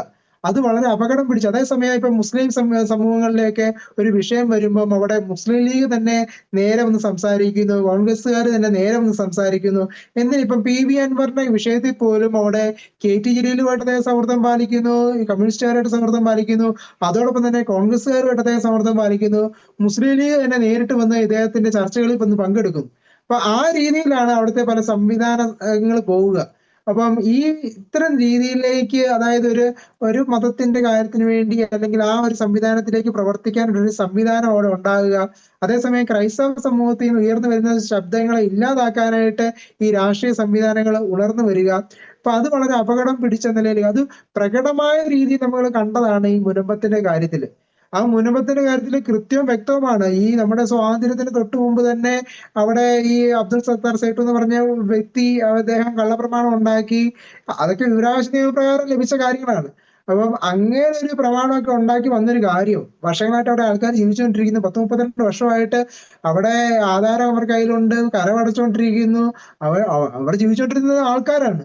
പെട്ടെന്നൊരു സുപ്രഭാതത്തിൽ VM ജമാൽ എന്ന് പറയുന്ന വ്യക്തി വന്ന് ഇത് നമ്മുടെ വഖഫിന്റേതാക്കി മാറ്റുന്ന രീതിയിലേക്കുള്ള കുറെ കാര്യങ്ങൾ ചെയ്യുന്നു. ഈ കഴിഞ്ഞ ഇടയ്ക്ക് അദ്ദേഹം വില്ലേജ് ഓഫീസർമാർക്ക് നിർദ്ദേശം കൊടുക്കുകയാണ് ഇവരുടെ കരം ഒന്ന് മേടിക്കരുതെന്ന് പറഞ്ഞുകൊണ്ടുള്ള രീതിയിലേക്ക്. അപ്പൊ അതിനെ പോലും അവിടെയുള്ള ജനപ്രതിനിധികൾക്ക് തുറന്ന് ആ ജനത്തോടൊത്ത് നിൽക്കാനായിട്ടുള്ള ഒരു എന്താ പറയുന്ന ഒരു ധൈര്യം അവിടെ ഇല്ലാതായി പോകുന്നത് ശരിക്കും നമ്മളെ ഭയപ്പെടുന്ന ഒരു കാര്യമാണ്. അപ്പൊ അത്രമാത്രം രാഷ്ട്രീയമായിട്ടുള്ള നേട്ടങ്ങൾക്ക് വേണ്ടി നിലകൊള്ളുന്ന രീതിയിലേക്ക് നമ്മുടെ സഭാ സംവിധാനങ്ങളിലെ ചില ഘടകങ്ങളൊക്കെ മാറുന്നത് ശരിക്കും ഈ സമുദായത്തിന് വളരെ അപകടം പിടിച്ചൊരു കാര്യമാണ്. കാര്യം എന്ന് പറഞ്ഞു കഴിഞ്ഞാൽ നാളെ ഇത് അടിമകളായിട്ട് നമ്മളെ വെച്ചുകൊണ്ട് നമ്മളെ ഉപയോഗിക്കുക. അതേസമയം നമുക്ക് വേണ്ട പ്രയോജനങ്ങൾ, അതായത് ഉദാഹരണം പറയുവാണെങ്കിൽ ഇതൊരു സിനിമാ സംവിധാനം പോലെയാണ് പോകുന്നത്. അതായത് സിനിമയിലെ ഹീറോസിനൊക്കെ ഇവിടെ ഭയങ്കര ഫാൻസ് ആണ്. അതേസമയം ഈ ഹീറോസ് ഈ ഫാൻസിന് വേണ്ടി ഒന്നും തരുന്നില്ല. ഇവിടെ ജനപ്രതിനിധികൾ ആ രീതിയിലാണ് കാണുക. ഇവിടെ നമ്മുടെ വോട്ട് മേടിച്ച് നമ്മൾ വോട്ട് കൊടുത്ത് വിജയിപ്പിക്കുന്ന ജനപ്രതിനിധികള് നമ്മുടെ പരിപാടികളിലെല്ലാം പങ്കെടുത്തുകൊണ്ട് ഒരു ധീരപരിവേഷത്തിലൂടെ മാത്രം കടന്നു പോവുകയും അതേസമയം നമ്മുടെ പ്രശ്നങ്ങൾ വരുന്ന സമയത്ത് അവിടെ മൗനം പാലിക്കുകയും നമ്മളെ നിശബ്ദരാക്കുകയും ചെയ്തുകൊണ്ട് അവരുടേതായ രാഷ്ട്രീയ ലാഭങ്ങൾക്ക് വേണ്ടി മാത്രം നിലകൊള്ളുന്ന രീതിയിലേക്ക് ഉള്ളൊരു പോക്കാണ് നമ്മളിവിടെ കാണുക. അതിന്റെ പ്രകടമായ കാര്യങ്ങളാണ്. ഈവൻ നമ്മുടെ ആ കുരിശ് പൊളിച്ച സംഭവത്തിൽ പോലും അവിടെ എന്താണ് അവർ നിലപാടെടുക്കുന്നത്? ആ കുരിശ് ഇരുന്ന സ്ഥലം നമ്മുടേതാണ്, അല്ലെങ്കിൽ ആ ഇടവകയുടെ ആണ്, അല്ലെങ്കിൽ ആ പ്രദേശവാസികളുടെ ആണ് എന്നുള്ളത് വ്യക്തമായിട്ട് പോലും മനത്തിന്റെ ആണ് അല്ലെങ്കിൽ വനംവകുപ്പിന്റെ ആണ് എന്നും പറഞ്ഞുകൊണ്ടുള്ള പ്രസ്താവനയിലൂടെ അത് പൊളിച്ചു കളയുന്നു. എന്നിട്ട് അതിന്റെ പിന്നിൽ പ്രവർത്തിച്ചുകൊണ്ട് ഇന്നും ഇരിക്കുന്നു. അപ്പൊ ആ രീതിയിലേക്ക് അതേസമയം മറ്റൊരു സമുദായത്തിലേക്കായിരുന്നു ഈ വിഷയമെങ്കിലോ ചിലപ്പോൾ ഒരു 10 ഏക്കറും കൂടെ ചിലപ്പം അവിടെ എഴുതി കൊടുക്കുന്ന ഒരു അവസ്ഥയാണ് നമ്മൾ കാണുക. ഇങ്ങനെയുള്ള ഒരു സംവിധാനത്തിലൂടെ ഈ രാഷ്ട്രീയ സാഹചര്യം പോകുന്നത് വളരെ അപകടമാണ്. അത് തീർച്ചയായിട്ടും മനസ്സിലാക്കണം. അത് മനസ്സിലാക്കാനായിട്ട് ശരിക്കും പറഞ്ഞു കഴിഞ്ഞാൽ ഈ സഭാ സംവിധാനങ്ങൾ തന്നെ തയ്യാറാവണം എന്നുള്ളതാണ്. ഇപ്പൊ സഭയ്ക്ക് തന്നെ KCYM SMYM KCYM കീഴിൽ തന്നെ SMIM MCYM LCYM പോലുള്ള സംഘടനകളുണ്ട്. ഇതേസമയം തന്നെ നമുക്ക് അൽമായ സംഘടനയുണ്ട്. അതിന്റെ ഭാഗത്ത് തന്നെ ഓരോ നമ്മുടെ സഭകൾക്കും പ്രത്യേക സംഘടനകളുണ്ട്. ഈ സംഘടനാ സംവിധാനങ്ങളുടെയൊക്കെ ഓരോ മീറ്റിങ്ങുകൾ വരുമ്പോൾ അല്ലെങ്കിൽ അവരുടെയൊക്കെ ക്യാമ്പുകൾ വരുന്ന സമയത്തൊക്കെ സമുദായത്തെ ബാധിക്കുന്ന വിഷയങ്ങൾ വേണം തുടക്കം അഡ്രസ് ചെയ്യാനായിട്ട്. സമുദായത്തെ ബാധിക്കുന്ന വിഷയങ്ങളിൽ അവരെല്ലാം അറിവ് നേടിക്കഴിഞ്ഞു എന്ന് കാണുമ്പോൾ മാത്രമേ ഉള്ളൂ പിന്നീട് പരിസ്ഥിതി സംരക്ഷിക്കാനായിട്ട് മരം വെക്കാനായിട്ട് പോവുകയോ അല്ലെങ്കിൽ വനിതാ ദിന ആചരണമോ അല്ലെങ്കിൽ മറ്റ് ദിനാചരണങ്ങൾക്ക് പുറകെയൊക്കെ പോകേണ്ടതായിട്ടുള്ളൂ. സമുദായത്തിന്റെ അല്ലെങ്കിൽ സഭേനെ അവിടെ നിലനിർത്തുന്ന രീതിയിലേക്കുള്ള അറിവ് ആ സമുദായത്തിന് അല്ലെങ്കിൽ സമൂഹത്തിന് കൊടുക്കണം. ഇല്ലെങ്കിൽ തകർന്നുകൊണ്ട് പോകും. ഇപ്പം ജൂത സമൂഹം നിലനിൽക്കുക അല്ലെങ്കിൽ മറ്റേത് സമൂഹമാണോ അവിടെ നിലനിൽക്കുന്നുണ്ടെങ്കിൽ അടിസ്ഥാനപരമായിട്ട് അവർക്ക് അവരുടെ ചരിത്രത്തെ പറ്റിയുള്ള ഒരു ബോധ്യം അവിടെയുണ്ട്. അല്ലെങ്കിൽ അവരവരെ ഇന്ന് അനുഭവിക്കുന്ന വിഷയങ്ങളെ പറ്റി അവരുടെ ബോധ്യം അവരുടെ തലമുറയ്ക്കുണ്ട്. അതുകൊണ്ടാണ് അവർ അവിടെ നിലകൊള്ളുന്നത്. നമ്മുടെ ഇവിടുത്തെ വിഷയം എന്ന് പറഞ്ഞു കഴിഞ്ഞാൽ ഇപ്പൊ നമുക്കറിയാം, നമ്മുടെ പെരുന്തോട്ടം പിതാവാകട്ടെ, കല്ലറങ്ങാട്ട് പിതാവാകട്ടെ, അല്ലെങ്കിൽ നമ്മുടെ പല രണ്ടു മൂന്ന് നമ്മുടെ അച്ഛന്മാരും കാര്യങ്ങളൊക്കെ ഇപ്പം കൊക്കാവേലച്ചനാകട്ടെ, പല ചുരുക്കം ചില ആൾക്കാർ പല സത്യങ്ങളും ഒക്കെ പലപ്പോഴായിട്ട് തുറന്നു പറയുന്ന സമയത്ത് പെട്ടെന്ന് തന്നെ മാധ്യമരംഗത്തുള്ള ആൾക്കാരോ രാഷ്ട്രീയ രംഗത്തുള്ള ആൾക്കാരോ പെട്ടെന്ന് ഈ കൂറിലോസ് തിരുമേനിയെ പോലുള്ള ആളുകളെ, അല്ലെങ്കിൽ തേലേക്കാട്ടച്ചനെ പോലുള്ള ആളുകളെ കൊണ്ടുവന്ന് കുത്തിത്തിരിപ്പുണ്ടാക്കുന്ന രീതിയിലേക്ക് കുറച്ച് പ്രസ്താവനകൾ പെട്ടെന്ന് ഇറക്കി വിട്ടുകൊണ്ട് ഈ സമൂഹത്തിന്റെ ശബ്ദത്തെ വഴിതിരിച്ചു വിടുന്ന രീതിയിലേക്കുള്ള ഒരു രാഷ്ട്രീയ അല്ലെങ്കിൽ മാധ്യമ സംസ്കാരമാണ് പലപ്പോഴും നമ്മൾ കാണുക.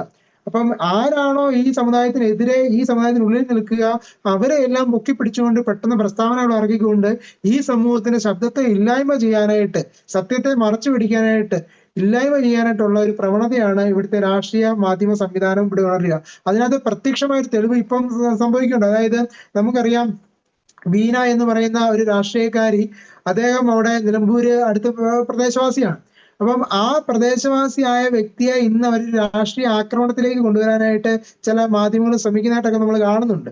അപ്പം അതൊക്കെ എന്ന് പറഞ്ഞു കഴിഞ്ഞാൽ എത്രമാത്രം ഈ ക്രൈസ്തവ സമുദായത്തിൽ ഉണർന്നു വരുന്ന നേതാക്കളെയൊക്കെ ഇല്ലായ്മ ചെയ്യാനായിട്ടോ അല്ലെങ്കിൽ നെഗറ്റീവ് ഇമ്പാക്ട് ഉണ്ടാക്കാനായിട്ടോ എവിടെ സാധിക്കുമോ അവിടെ തേടി പോകുന്ന ഒരു പൊതുമാധ്യമ സംവിധാനം അവിടെ ഉണ്ട്. ആ പൊതുമാധ്യമ സംവിധാനത്തിന് ആരാണോ ഫണ്ട് ചെയ്യുന്നത് അവരോടൊത്ത് നിലകൊള്ളുന്നതായിട്ടുള്ള എന്താ പറയുന്നത് ഒരു അധാർമിക നിലപാട് എടുക്കാനും പോലും തയ്യാറാകുന്ന രീതിയിലേക്ക് പോകുന്ന ഒരു സംവിധാനം ഇന്ന് കേരളത്തിൽ ഉണ്ടെന്നുള്ള ഒരു സത്യമാണ്. അതിനെതിരെ സഭയും സമുദായവും സംഘടിക്കണം. അതിനായിട്ട് സഭയുടെയും സമുദായത്തിന്റെയും സംഘടനകളിലും അവർ യോഗങ്ങളിലും ക്യാമ്പുകളിലും ഒക്കെ കൃത്യമായിട്ടും സമുദായം നേരിടുന്ന വിഷയങ്ങളെ ആദ്യം അഡ്രസ് ചെയ്തുകൊണ്ട് സമുദായത്തിന് ലഭിക്കേണ്ടതായിട്ടുള്ള ആനുകൂല്യങ്ങളെ, അവകാശങ്ങളെ പറ്റി അവെയർ ആക്കണം അവരെ. ഈ ന്യൂനപക്ഷ അവകാശങ്ങൾ അല്ലെങ്കിൽ ആനുകൂല്യങ്ങൾ നമ്മൾ പറയുമ്പോൾ പോലും എത്ര കോടിക്കണക്കിന് രൂപയാണ്. അതായത് ഒരു ഡിഗ്രി പഠിച്ച കുട്ടിക്ക് അല്ലെങ്കിൽ ഒരു PG ചെയ്ത കുട്ടിക്ക് എല്ലാം 15,000 രൂപയ്ക്ക് അർഹതയുണ്ട് ഈ ന്യൂനപക്ഷ ക്ഷേമ വകുപ്പിന്റെ ഈ സ്കോളർഷിപ്പിലൂടെ. 70 അല്ലെങ്കിൽ 80% മാർക്ക് മേടിച്ച കുട്ടിക്ക് 15,000 രൂപ സ്കോളർഷിപ്പ് കിട്ടുന്നതാണ് ഇവിടെ. ഒരു ഡിഗ്രിയോ PG പഠിക്കുന്ന കുട്ടിക്ക് 10ലും +2 ഒക്കെ ഫുൾ A+ കിട്ടുന്ന കുട്ടികൾക്കും കിട്ടും 10,000. അല്ലെങ്കിൽ അതുപോലെ തന്നെ പാരാമെഡിക്കൽ കോഴ്സ് പഠിക്കുന്ന കുട്ടികൾക്ക്, അല്ലെങ്കിൽ ITI പഠിക്കുന്ന കുട്ടികൾക്ക്, അങ്ങനെ ധാരാളം സിവിൽ സർവീസിന് പോകുന്ന കുട്ടികൾക്ക് ഇങ്ങനെയുള്ള ആനുകൂല്യങ്ങളെല്ലാം ഈ സമുദായത്തിന് ഉണ്ട് എന്ന് കൃത്യരീതിയിൽ ബോധവൽക്കരണം കൊടുക്കുക, ഇവർക്ക് ലഭിക്കേണ്ട ആനുകൂല്യങ്ങളെ പറ്റി ഒരു ബോധവൽക്കരണം കൊടുക്കുക. ഈ സംവരണം 10% EWS സംവരണം ലഭിച്ചിരിക്കുക, അല്ലെങ്കിൽ ലാറ്റിൻ സമുദായത്തിനാട്ടെ OBC സംവരണമുണ്ട്, അല്ലെങ്കിൽ നാടക സമുദായത്തിനാട്ടെ നാടക സംവരണമുണ്ട്, അല്ലെങ്കിൽ നമ്മുടെ SC അതായത് ദളിത് ക്രിസ്ത്യാനികൾക്കുള്ള സംവരണമുണ്ട്. അതിനെപ്പറ്റിയെല്ലാം കൃത്യമായ ഒരു അവയർനെസ്സും അത് കൃത്യമായി അപ്ലൈ ചെയ്യാനുള്ള സംവിധാനത്തിന്റെ ഒരു ഒരുക്കമായിരിക്കണം നമ്മുടെ സഭാ സംവിധാനങ്ങളിലെ ഒക്കെ ക്യാമ്പുകളിലും നമ്മുടെ മീറ്റിങ്ങുകളിലും എല്ലാം അടിസ്ഥാനമായിട്ട് വരേണ്ടത്. അപ്പൊ അതിനെപ്പറ്റി നമ്മൾ ചിന്തിക്കേണ്ടതായിട്ടുണ്ട് എന്നുള്ളതാണ് ശ്രമിക്കാനുള്ളത്. ഓക്കെ, വളരെ വ്യക്തമാണ്. ഫാദർ ജെയിംസ് കോക്കവേൽ, നമുക്കറിയാം ഒരു ജനാധിപത്യ രാജ്യത്തെ ഒരു സാധാരണക്കാരനായിട്ടുള്ള ഒരു മനുഷ്യനെ സംബന്ധിച്ചിടത്തോളം അവന്റെ കയ്യിലുള്ള ഏറ്റവും വലിയ ആയുധം എന്ന് പറയുന്നത് വോട്ടാണ്. അപ്പോൾ ഈ തുടരെ ഉണ്ടാകുന്ന നീതി നിഷേധങ്ങളുടെ ഒരു പശ്ചാത്തലത്തിൽ ഒരു രാഷ്ട്രീയ ഒരു സമ്മർദ്ദ ശക്തിയായിട്ട് ക്രൈസ്തവ സമുദായം വളരേണ്ട കാലഘട്ടം അതിക്രമിച്ചില്ലേ? ഒരു ഉദാഹരണം പറയുകയാണ്. ഇപ്പോൾ ഒരു ക്രൈസ്തവ ഭൂരിപക്ഷ മേഖലയിൽ തന്നെ ഒരു ഇലക്ഷൻ നടക്കുന്നു.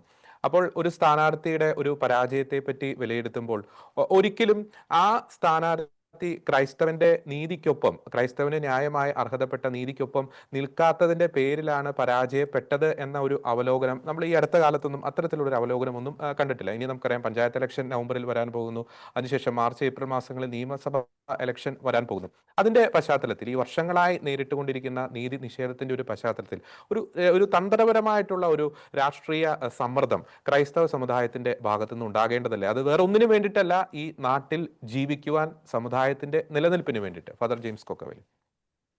നമ്മുടെ ഇപ്രകാരം ഒരു സമ്മർദ്ദം ഉണ്ടാകണമെങ്കിൽ ആദ്യം തന്നെ ഈ വിഷയങ്ങളെ കുറിച്ചുള്ള ഒരു ശരിയായിട്ടുള്ള ഒരു ബോധ്യം ആളുകളിൽ ഉണ്ടാകുക എന്നുള്ളത് ഒരു പ്രധാനപ്പെട്ട ഒരു കാര്യമാണ്. ഇപ്പോൾ നമ്മളെ പറയുന്ന കാര്യങ്ങൾ ഒരുപക്ഷെ നമ്മുടെ സമൂഹത്തിൽ ഒരു 10% ആളുകളിൽ പോലും എത്തുന്നില്ല എന്നുള്ളതാണ് വാസ്തവമായിട്ടുള്ള കാര്യം. ഇപ്പം ദീപികയിലല്ലേ നമ്മൾ ലേഖനങ്ങൾ എഴുതുന്നു, അത് എത്ര ആളുകൾ വായിക്കുന്നുണ്ട്? പിന്നെ പലപ്പോഴും സോഷ്യൽ മീഡിയയിലൂടെ പ്രചരിക്കപ്പെടുമ്പോഴാണ് ആളുകൾ വായിക്കുന്നത്. ദീപിക വരുത്തുന്ന ആളുകൾ പോലും പലപ്പോഴും അതിന്റെ എഡിറ്റോറിയൽ പേജുകളൊന്നും പലപ്പോഴും വായിക്കാറില്ല, വിഷയങ്ങളെ കുറിച്ച് ചിന്തിക്കാറില്ല. സോഷ്യൽ മീഡിയ വൈറലായി കഴിയുമ്പോൾ പലപ്പോഴും ആളുകൾ അതേക്കുറിച്ച് മനസ്സിലാക്കുന്നുള്ളൂ. അതുപോലെ തന്നെ നമ്മുടെ ചാനലുകളിലൊക്കെ ആണെങ്കിലും ഈ വിഷയങ്ങളെക്കുറിച്ച് എത്ര പേര് ഗൗരവത്തോടുകൂടി ചിന്തിക്കുകയും വായിക്കുകയും ഒക്കെ ചെയ്യുന്നുണ്ട്. നമ്മുടെ സംഘടനകൾക്ക് തന്നെയും ഒക്കെ ഈ വിഷയങ്ങളെക്കുറിച്ച് എത്രമാത്രം അറിയാനായിട്ട് സാധിക്കുന്നുണ്ടെന്നുള്ളത്. അപ്പൊ ആദ്യം ഈ വിഷയങ്ങളെക്കുറിച്ച് യഥാർത്ഥമായിട്ടുള്ളൊരു ബോധവൽക്കരണം നടത്തുക എന്നുള്ളത് വളരെ കാര്യമാണ്. ഇപ്രകാരമുള്ള കാര്യങ്ങൾക്ക് വേണ്ടിയിട്ട് ക്ലാസ്സുകളൊക്കെ എടുക്കാനായിട്ട് പള്ളികളിലൊക്കെ പോയാൽ വളരെയധികം സങ്കടം തോന്നാറുണ്ട്. വലിയ പള്ളികളിൽ പോലും 10, 20, 25 പേരൊക്കെ മാത്രമേ കുറിച്ചോ അല്ലെങ്കിൽ EWS ഇങ്ങനെയുള്ള കാര്യങ്ങളെ കുറിച്ചൊക്കെ ക്ലാസ്സുകൾ എടുക്കാനായിട്ട് പള്ളിയിലൊക്കെ അച്ഛന്മാർ ഒത്തിരി കാര്യമായിട്ടൊക്കെ അനൗൺസ് ഒക്കെ ചെയ്തു കഴിയുമ്പോൾ പോലും ആളുകൾ, വളരെ കുറച്ച് ആളുകൾ മാത്രമേ ഈ ഒരു വിഷയങ്ങളെ കുറിച്ച് അല്ലെങ്കിൽ കേൾക്കാനായിട്ട് വരാറുള്ളൂ. കേട്ട് കഴിയുമ്പോൾ അവർ പറയും ഒത്തിരി പേര് കേൾക്കേണ്ടതായിരുന്നു എന്നൊക്കെ പറയും. പക്ഷേ അത് ആളുകൾ ഈ ഒരു വിഷയങ്ങളിൽ താല്പര്യം കാണിക്കുന്നില്ല. ഓരോരുത്തർ അവരവരുടെ സ്വകാര്യ കാര്യങ്ങളിലേക്ക് മാത്രമായിട്ട് ചിന്തിക്കുകയാണ്. പക്ഷെ ആ സമുദായ വിഷയങ്ങൾ പലപ്പോഴും ആളുകൾക്ക് പ്രയോജനം കിട്ടുന്ന കാര്യങ്ങളാണ്. നമ്മുടെ സ്കോളർഷിപ്പുകൾ, EWS, അതുപോലെ തന്നെ മറ്റെല്ലാ വിഷയങ്ങളും ആളുകൾക്ക് വ്യക്തി ജീവിതത്തിൽ തന്നെ പ്രധാനപ്പെട്ട കാര്യങ്ങളാണ്. അതുകൊണ്ട് തന്നെ ആ ഒരു വിഷയങ്ങളെ കുറിച്ചൊരു വ്യക്തമായ ഒരു ബോധവൽക്കരണം തീർച്ചയായിട്ടും നമ്മൾ നടത്തണം. അതിനുള്ള വേദികളെ കണ്ടെത്തുക എന്നുള്ളത് വളരെ പ്രധാനപ്പെട്ട കാര്യമാണ്. ഇങ്ങനെ പള്ളികളിലെ മീറ്റിങ്ങുകൾ വിളിച്ചിട്ട് ആളുകൾ വരാത്ത സാഹചര്യത്തിൽ ഞാൻ ഈ വാർഡ് കൂട്ടായ്മകൾ നടക്കുന്ന ഒരു പള്ളിയിൽ അച്ഛനോട് ചോദിച്ചിട്ട് വാർഡ് കൂട്ടായ്മകളിൽ പോയി ഈ വിഷയങ്ങൾ അവതരിപ്പിക്കാന്ന് വിചാരിച്ച് വാർഡ് കൂട്ടായ്മയിൽ ചെന്നപ്പോൾ അവിടെ ആളുകൾ എന്താണ് അച്ഛന്റെ പ്രസംഗം കഴിഞ്ഞിട്ട് മറ്റേ ആഘോഷങ്ങളുടെ സമയത്തേക്ക് വരാമെന്നുള്ള രീതിയിലാണ് ആളുകൾ അവിടെ വാങ്ങിച്ചിട്ട് വരും. അപ്പൊ നമുക്ക് ഈ വിഷയങ്ങൾ അവതരിപ്പിക്കാൻ നമുക്ക് ഇത്രയും വേദികൾ ഉണ്ടായിട്ട് പോലും വേദികൾ കൃത്യമായിട്ട് ലഭിക്കുന്നില്ല. ആളുകൾ അത് ഗൗരവത്തോടുകൂടി എടുക്കുന്നില്ല.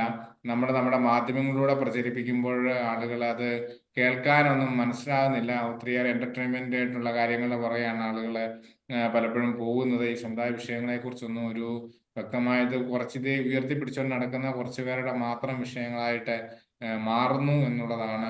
സമുദായം മൊത്തം ഇതിന്റെ ഒരു സ്വീകരണം വന്നെങ്കിൽ മാത്രമേ നമുക്കൊരു രാഷ്ട്രീയ സമ്മർദ്ദ ശക്തിയാകാനും വിഷയങ്ങളെ ഗൗരവത്തോടുകൂടി എടുക്കാനും വിഷയങ്ങളെ പലപ്പോഴും അഡ്രസ്സ് ചെയ്യാനായിട്ടും ഒക്കെ സാധിക്കുകയുള്ളൂ. നമ്മളെ ശക്തമായിട്ട് ഇടപെട്ടിട്ടുള്ള വിഷയങ്ങളിൽ പലപ്പോഴും രാഷ്ട്രീയ തീരുമാനങ്ങൾ നമുക്ക് അനുകൂലമായിട്ട് ചില വിഷയങ്ങളിലൊക്കെ ഉണ്ടായിട്ടുണ്ട് എന്നുള്ളത് തന്നെ യാഥാർത്ഥ്യമാണ്. നമ്മളത് കൃത്യമായിട്ടുള്ള ഇടപെടലുകൾ നമുക്ക് നടത്താനായിട്ട് സാധിച്ചാൽ തീർച്ചയായിട്ടും നമുക്ക് അത് ശക്തമായിട്ട് മുന്നോട്ട് കൊണ്ടുവരാനായിട്ട് നമുക്ക് സാധിക്കും. അതുകൊണ്ട് ഈ വിഷയങ്ങളെ കുറിച്ച് എല്ലാവരും വ്യക്തമായ ഒരു അവബോധം വൈദികർക്കും സന്യസ്തർക്കും ഉണ്ടാകുക, അതുപോലെ തന്നെ അൽമായർക്കും ഉണ്ടാകുക.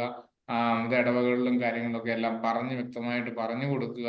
ഇതിന്റെ പേര് നമ്മളൊരു സംഘടിതരായിട്ട് തീരുക, ഇതൊക്കെ വളരെ ആവശ്യമുള്ളൊരു കാര്യമാണ്. അപ്പൊ ആ ഒരു ബോധവൽക്കരണത്തിന് നമ്മളെ ആദ്യം ഏതൊക്കെ മാർഗങ്ങൾ നമുക്ക് കണ്ടെത്താനായിട്ട് സാധിക്കും, ആ ഒരു മേഖലയിലാണ് പരാജയപ്പെട്ടു പോകുന്നത്. ഞാൻ ഇത്രയും വർഷം ഈ ഒരു വിഷയങ്ങളിൽ നമ്മൾ എഴുതുകയും പ്രതികരിക്കുകയും കാര്യങ്ങളൊക്കെ ചെയ്തുകൊണ്ടിരിക്കുന്നത് സാധാരണ ഗ്രാസ് റൂട്ട് ലെവലിലേക്ക് എത്തിക്കാനായിട്ട് നിലവിലുള്ള മാർഗങ്ങളെല്ലാം നോക്കിയിട്ടും സാധിക്കാത്തൊരു സാഹചര്യമാണുള്ളത്. അപ്പൊ നമുക്ക് അങ്ങനെ ഒരു സാഹചര്യത്തിൽ നമുക്ക് എങ്ങനെ ഇത് ഒരു സമ്മർദ്ദ ശക്തിയായിട്ട് മാറാനായിട്ട് സാധിക്കും? നമുക്കത് മറ്റെന്ത് മാർഗമാണ് കണ്ടുപിടിക്കാനായിട്ട് സാധിക്കുന്നത്? പലപ്പോഴും വളരെ നിരാശ തോന്നാറുണ്ട്. ഇങ്ങനെയുള്ള നമ്മൾ ഇത്രയും കഷ്ടപ്പെട്ട് ചിലപ്പോൾ ഒത്തിരിയേറെ കിലോമീറ്ററുകൾ വണ്ടി ഓടിച്ചാണ്, ചങ്ങനാശ്ശേരി 5 ജില്ലകളുള്ളതാണ്.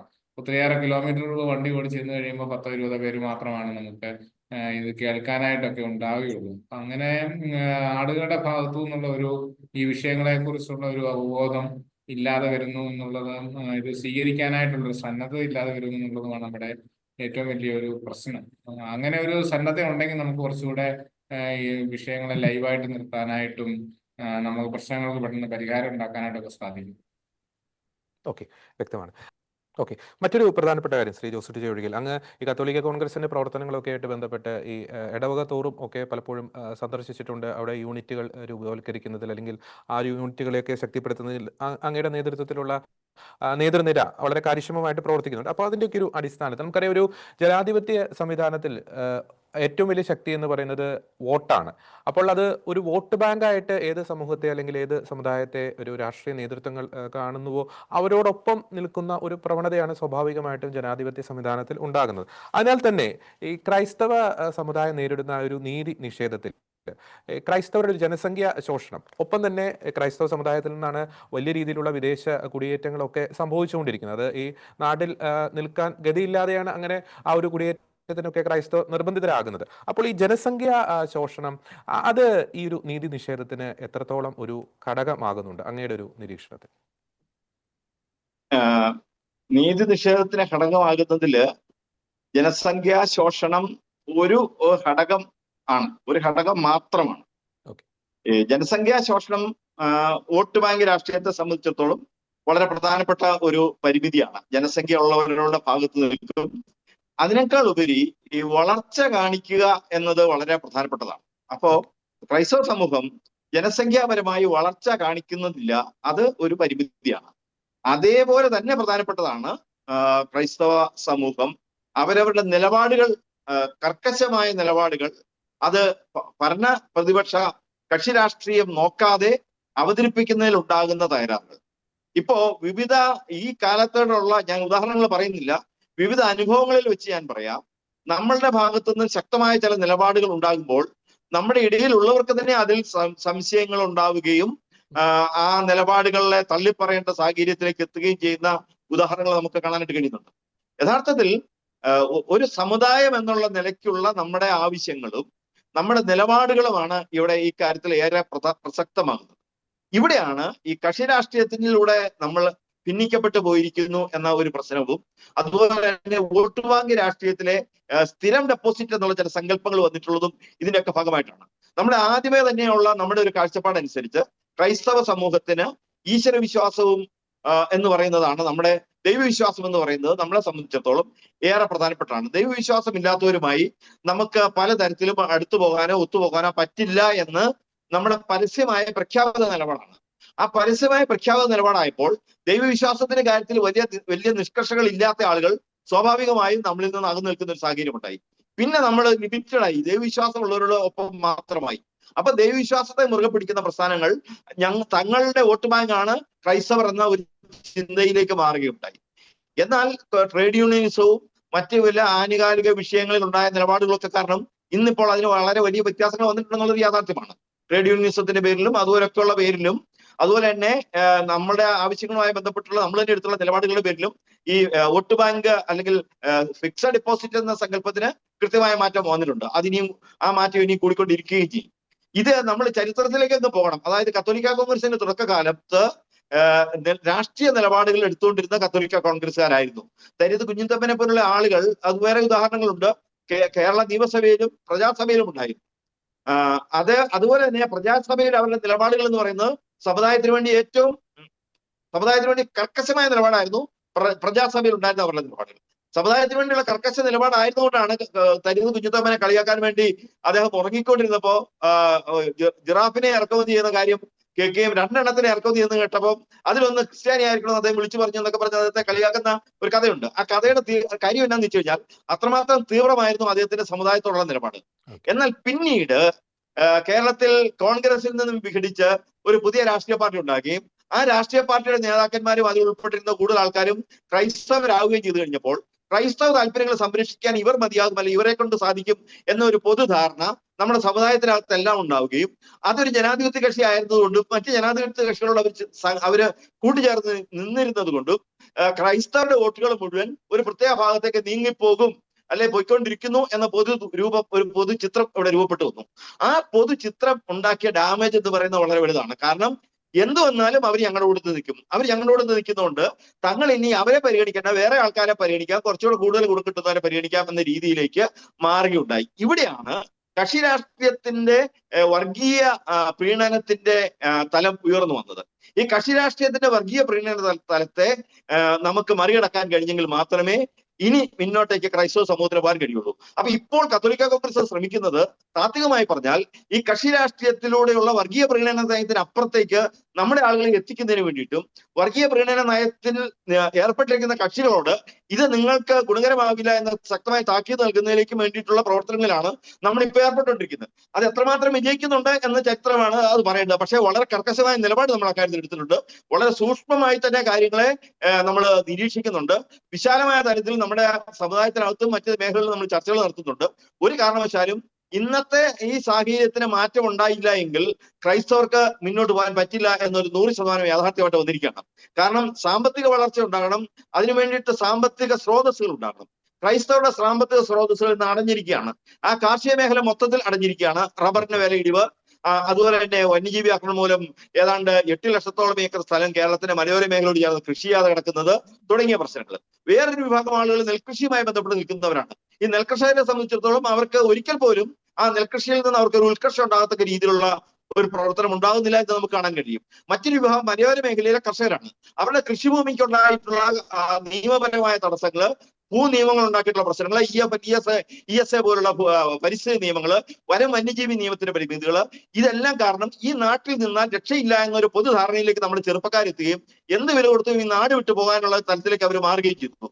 അപ്പോൾ വളരെ ഗുരുതരമായ സാമൂഹ്യ, രാഷ്ട്രീയ, സാമ്പത്തിക പ്രതിസന്ധിയാണ് ഇത് ഉണ്ടാക്കിയിരിക്കുന്നത്. ഇതിൽ ഏറ്റവും പ്രധാനപ്പെട്ട കാര്യം ക്രൈസ്തവ സമൂഹത്തിന് സാമ്പത്തിക വളർച്ച ഉറപ്പാക്കുന്ന തരത്തിലുള്ള സംവിധാനങ്ങൾ നഷ്ടപ്പെട്ടു പോയി എന്നുള്ളതാണ്. സാമ്പത്തിക വളർച്ച ഉറപ്പാകാതെ ഒരു സംവിധാനത്തിനും ഒരു സമൂഹത്തിനും മുന്നോട്ട് പോകാൻ പറ്റില്ല. അപ്പോ എന്താണ് നമുക്ക് വേണ്ടത്? നമ്മുടെ സമൂഹത്തിന്റെ സാമ്പത്തിക വളർച്ച ഉറപ്പാക്കുന്ന തരത്തിൽ സാമുദായികമായ അത് സർക്കാർ തലത്തിലും മറ്റു മേഖലകളിലും തൊഴിൽ ലഭിക്കുന്ന ഉറപ്പാക്കുന്ന തരത്തിൽ നിയമത്തിന് മുമ്പിൽ തുല്യത കിട്ടത്തക്ക തരത്തിലുള്ള കാര്യങ്ങൾ ഇവിടെ ഉണ്ടായി വരണം. അതിലേക്കുള്ള ശക്തമായ നീക്കങ്ങളാണ് നമ്മൾ ഇനി കക്ഷി രാഷ്ട്രീയം നോക്കാതെ, അതല്ലെങ്കിൽ ഈ വോട്ട് ബാങ്ക് രാഷ്ട്രീയം നോക്കാതെ നമ്മൾ നിലപാടെടുക്കാനായിട്ട് തീരുമാനിച്ചിരിക്കുന്നു. ഓക്കെ, വ്യക്തമാണ്. ഏറ്റവും അവസാനമായിട്ട് ഒരു കാര്യം കൂടി അച്ഛനോട് ചോദിക്കാൻ ആഗ്രഹിക്കുകയാണ്. പ്രത്യേകിച്ച് അങ്ങ് നേരത്തെ പറഞ്ഞ ഒരു പോയിന്റ് ഉണ്ട്, ഈ ഐക്യം എന്ന് പറയുന്ന ഒരു കാര്യം. ഞാനൊരു ഉദാഹരണമായിട്ട് ചൂണ്ടിക്കാണിക്കാൻ ആഗ്രഹിക്കും. പ്രത്യേകിച്ച് ഈ മുസ്ലിം സമുദായത്തിലേക്ക് വന്നു കഴിയുമ്പോൾ അവരുടെ ഇന്റേണൽ ആയിട്ടുള്ള പല വിഷയങ്ങളിലും അവർ പല സംഘടനകളും ചിലപ്പോൾ പല തട്ടിലായിരിക്കാം. അതിൽ സമസ്ത ഒരു തട്ടിൽ, അല്ലെങ്കിൽ ലീഗ് ഒരു തട്ടിൽ, അല്ലെങ്കിൽ പല നേതാക്കന്മാർ ഒരു തട്ടിൽ. പക്ഷേ സമുദായത്തെ ബാധിക്കുന്ന ആ ഒരു വിഷയത്തിൽ, അത് സമസ്ത എന്ന് നോക്കാതെ, ലീഗ് എന്ന് നോക്കാതെ, അത് KT ജലീൽ എന്ന് നോക്കാതെ, PK കുഞ്ഞാലിക്കുട്ടി എന്ന് നോക്കാതെ, അവരെല്ലാവരെയും ഒന്നിപ്പിക്കുന്ന ഒരു ഘടകമുണ്ട്, അവരുടെ സമുദായ ബോധം അല്ലെങ്കിൽ ആ ഒരു മതചിന്ത. അത് ഈ അടുത്ത കാലത്തെങ്ങും നമുക്ക് ക്രൈസ്തവ സമുദായത്തിൽ അത് കാണാൻ സാധിച്ചിട്ടില്ല. നേരത്തെ അമൽ സൂചിപ്പിച്ചിട്ടുണ്ട്, ചില വിഷയങ്ങളിൽ അതിശക്തമായിട്ടുള്ള ഒരു നിലപാട് അറിയിച്ച് ആ വിഷയത്തിന്റെ ഒരു പ്രാധാന്യം പൊതുസമൂഹത്തെ ബോധ്യപ്പെടുത്തി ഇങ്ങനെ ആ ഒരു വിഷയം ഇങ്ങനെ ബിൽഡപ്പ് ചെയ്തുകൊണ്ട് വരുമ്പോഴായിരിക്കും ചില ക്രൈസ്തവ നാമധാരികളുടെ ഭാഗത്ത് നിന്ന്, അത് വൈദികരായിക്കോട്ടെ, നേരത്തെ നമ്മൾ സൂചിപ്പിച്ച ചില നേതൃനിരയിലുള്ള വ്യക്തികളായിക്കോട്ടെ, അവരെ കൃത്യമായി മാധ്യമങ്ങൾ പൊതുസമൂഹത്തിന് മുമ്പിൽ കൊണ്ടുവന്ന് നേർവിപരീതമായിട്ടുള്ള ചില നിലപാടുകൾ അവരെ കൊണ്ട് പറയിപ്പിക്കുന്നു. ഈ ക്രിസംഗി പരാമർശമൊക്കെ വരാനിടയ സാഹചര്യമൊക്കെ നമുക്ക് അറിയാം. അപ്പോൾ ഈ അതിന്റെ പശ്ചാത്തലത്തിൽ കുറെ കൂടി ഒരു ഐക്യത്തിലേക്ക്, അത് റീത്ത് ഭേദമന്യേ, സഭാ ഭേദമന്യേ, കുറെ കൂടി ഒരു ഐക്യത്തിലേക്ക് വരേണ്ടതിന്റെ ഒരു ആവശ്യം ഈ കാലഘട്ടത്തിന്റെ വളരെ അടിയന്തര പ്രാധാന്യം അറിയിക്കുന്ന ഒരു അനിവാര്യത തന്നെയല്ലേ ഫാദർ ജെയിംസ് കൊക്കവേൽ? തീർച്ചയായിട്ടും സമുദായ വിഷയങ്ങളിൽ, ഇപ്പൊ നമ്മൾ ഈ പറയുന്ന വിഷയങ്ങളിലൊക്കെ പൊതുവെ ക്രൈസ്തവ സമൂഹത്തിന് അതിന് അല്ലെങ്കിൽ എതിരഭിപ്രായമൊന്നുമില്ല. ഇതെല്ലാം വേണ്ടതാണ് എന്നൊക്കെയുള്ള അഭിപ്രായങ്ങളാണല്ലോ. പക്ഷെ പലരും തന്നെ നിശബ്ദരാണ്, അല്ലെങ്കിൽ ഇതിനെ ബാധിക്കുന്ന വിഷയമല്ല, ഇതിൽ പ്രതികരിക്കേണ്ടതില്ല, അല്ലെങ്കിൽ സഭയുടെ തലപ്പത്തുള്ളവരും സംഘടനാ തലപ്പത്തുള്ളവരും ഒക്കെ പ്രതികരിച്ചു കൊള്ളും, അവരാണ് അത് ചെയ്യേണ്ടത് എന്നുള്ള ചിന്തയിൽ ഒത്തിരിയേറെ മാറി നിൽക്കുന്ന ഒരു വലിയ ബഹുഭൂരിപക്ഷം ആളുകളുണ്ട്. അതേസമയം മാധ്യമങ്ങളും മറ്റുമൊക്കെ സഭയിൽ നമുക്ക് വിമതരായിട്ടുള്ള ആളുകളെ ഉയർത്തിക്കൊണ്ടുവരികയും അവരുടെ ശബ്ദം കൂടുതലായിട്ട് കേൾക്കുന്നതിന്, പൊതുസമൂഹത്തിൽ കേൾക്കുന്നതിനായിട്ടും അവർ കൂടുതൽ സ്വീകാര്യത ലഭിക്കുന്നതിനായിട്ടൊക്കെ ഇടയാകുകയും ചെയ്യുന്ന സാഹചര്യങ്ങളുണ്ട്. ഈ ഒരു സാഹചര്യത്തെ അതിജീവിക്കാതെ യഥാർത്ഥത്തിലുള്ള സഭയുടെ ശബ്ദം പൊതുസമൂഹത്തിലെ ഉയർന്ന് കേൾക്കാതെ ഒരു പ്രശ്നത്തിന് ഒരിക്കലും പരിഹാരം ഉണ്ടാവുകയില്ല. അതേസമയം മറ്റു സമുദായങ്ങളിലെ അങ്ങനെയല്ല. സമുദായത്തിന്റെ വ്യക്തമായിട്ടുള്ള ശബ്ദം അവർക്ക് പൊതുസമൂഹത്തില് നൽകാനായിട്ട് സാധിക്കുന്നുണ്ട്. എന്താണ് കൃത്യമായിട്ടുള്ള നിലപാടെന്ന് പൊതുസമൂഹത്തെ അറിയിക്കാനായിട്ട് സാധിക്കുന്നുണ്ട്. എന്നാൽ ക്രൈസ്തവ സമൂഹത്തെ സംബന്ധിച്ച് സഭയുടെ അല്ലെങ്കിൽ സമുദായത്തിന്റെ ഒരു നിലപാട് പറഞ്ഞു കഴിയുമ്പോൾ സമുദായത്തിൽ തന്നെ അതിനെതിരായിട്ടുള്ള ഒത്തിരിയേറെ ആക്രമണങ്ങൾ അല്ലെങ്കിൽ വിമതരെ ഉയർത്തിക്കൊണ്ട് വരുന്ന ഒരു സാഹചര്യം മാധ്യമങ്ങളിലെ ഒക്കെ ഉണ്ടാകുന്നുണ്ട്. തീർച്ചയായിട്ടും ഒരു മാധ്യമ സിൻഡിക്കേറ്റ് ഇതിനായിട്ട് തന്നെ പ്രവർത്തിക്കുന്നുണ്ടെന്ന് തന്നെ നമുക്ക് മനസ്സിലാക്കാനായിട്ട് സാധിക്കുന്നത്. ക്രൈസ്തവരുടെ വിഷയങ്ങള് പൊതുസമൂഹത്തിലെ ചർച്ചയാകരുത്, ആ വിവാദമായിട്ട് മാറണമെന്നുള്ള ഒരു ചിന്തയോടുകൂടി പ്രവർത്തിക്കുന്ന ഒരു സാഹചര്യമാണ് നിലവിലുള്ളത്. ആ ഒരു സാഹചര്യത്തെ അതിജീവിക്കാനായിട്ട് സാധിക്കുക എന്നുള്ള, മറ്റു സമുദായങ്ങൾക്ക് അങ്ങനെയുള്ള ഒരു വലിയ പ്രശ്നങ്ങളോ അല്ലെങ്കിൽ വിമതരെ കൂടുതൽ കടന്നു വരുന്ന സാഹചര്യങ്ങളോ ഒന്നും ഇല്ല. അതേസമയം ക്രൈസ്തവ സമൂഹത്തിലെ ഇപ്രകാരമുള്ള അല്ലെങ്കിൽ പാളയത്തിലെ പട തന്നെയാണ് ക്രൈസ്തവ സമൂഹത്തെ പല കാര്യങ്ങളിലും പുറകോട്ട് വലിക്കുന്നതും അവർക്ക് കൂടുതൽ പ്രാധാന്യം പൊതുസമൂഹം, പൊതുമാധ്യമങ്ങളെ നൽകുന്നതുമാണ്. ക്രൈസ്തവ സമൂഹത്തിന്റെ ശബ്ദം, യഥാർത്ഥത്തിലുള്ള ശബ്ദം പൊതുസമൂഹത്തിലെ കേൾക്കപ്പെടുകയോ ശ്രദ്ധിക്കപ്പെടുകയോ ചെയ്യാതെ പോകുന്നതിന്റെ ഒരു ഒരു പ്രധാനപ്പെട്ട ഒരു കാരണം. അതുകൊണ്ട് തന്നെ കൂടുതൽ ഈ സമുദായ വിഷയങ്ങളെ കുറിച്ച് ബോധ്യമുള്ളവര് കൂടുതൽ മാധ്യമങ്ങളിലൊക്കെ സജീവമാവുകയും പത്രമാധ്യമങ്ങളിലും അതുപോലെ തന്നെ നമ്മുടെ സാമൂഹ്യ മാധ്യമങ്ങളിലും എല്ലാ ചാനലുകളിലും ഒക്കെ എല്ലാം സജീവമാവുകയും വിഷയങ്ങളെ കുറിച്ച് കൂടുതൽ പറഞ്ഞുകൊണ്ടിരിക്കുകയും ബോധവൽക്കരണം ക്രൈസ്തവ സമൂഹത്തിലും പൊതുസമൂഹത്തിലും എത്തിക്കുകയും ചെയ്യുക എന്നുള്ളതാണ് നമുക്ക് നമ്മുടെ ശബ്ദം ഉയർന്നു വരുവാനായിട്ടുള്ള ഒരു മാർഗം എന്നാണ് എനിക്ക് തോന്നുന്നത്. യെസ്, വളരെ വ്യക്തമാണ്. സമുദായത്തെ ബാധിക്കുന്ന വിവിധങ്ങളായിട്ടുള്ള വിഷയങ്ങളെ കുറിച്ച്, ക്രൈസ്തവ സമുദായത്തിൻ്റെ ഭാവിയെക്കുറിച്ച് വളരെ ശക്തവും വ്യക്തവുമായിട്ടുള്ള ആശയങ്ങളാണ് ഇന്നത്തെ ചർച്ചയിൽ പങ്കുവയ്ക്കപ്പെട്ടത്. സമുദായത്തെ ബാധിക്കുന്ന വിഷയം, അത് എന്നെ ബാധിക്കുന്ന വിഷയമാണ്, എൻ്റെ കുടുംബത്തെ ബാധിക്കുന്ന വിഷയമാണ് എന്ന ചിന്ത എന്ന് കേരളത്തിലെ ക്രൈസ്തവൻ്റെ മനസ്സിൽ ആഴത്തിൽ വേരുറപ്പിക്കപ്പെടുന്നു, അന്ന് കേരളത്തിലെ ക്രൈസ്തവ സമുദായം രക്ഷപ്പെടുമെന്ന് നമുക്ക് വളരെ വ്യക്തമായിട്ട് പറയാൻ സാധിക്കും. ഒന്നിച്ചു നിന്നാൽ ഭാവിയിൽ ദുഃഖിക്കേണ്ട എന്ന ചിന്ത തീർച്ചയായിട്ടും സമുദായ അംഗങ്ങൾ ഓർത്തിരിക്കുക. ന്യായമായിട്ടുള്ള ആവശ്യങ്ങൾ നേടിയെടുക്കുവാൻ ഒരു സമ്മർദ്ദ ശക്തിയായി, അത് രാഷ്ട്രീയ ചിന്തയ്ക്ക് അതീതമായി ഒരു സമ്മർദ്ദ ശക്തിയായി രൂപപ്പെടുവാൻ സമുദായത്തിന് സാധിക്കട്ടെ.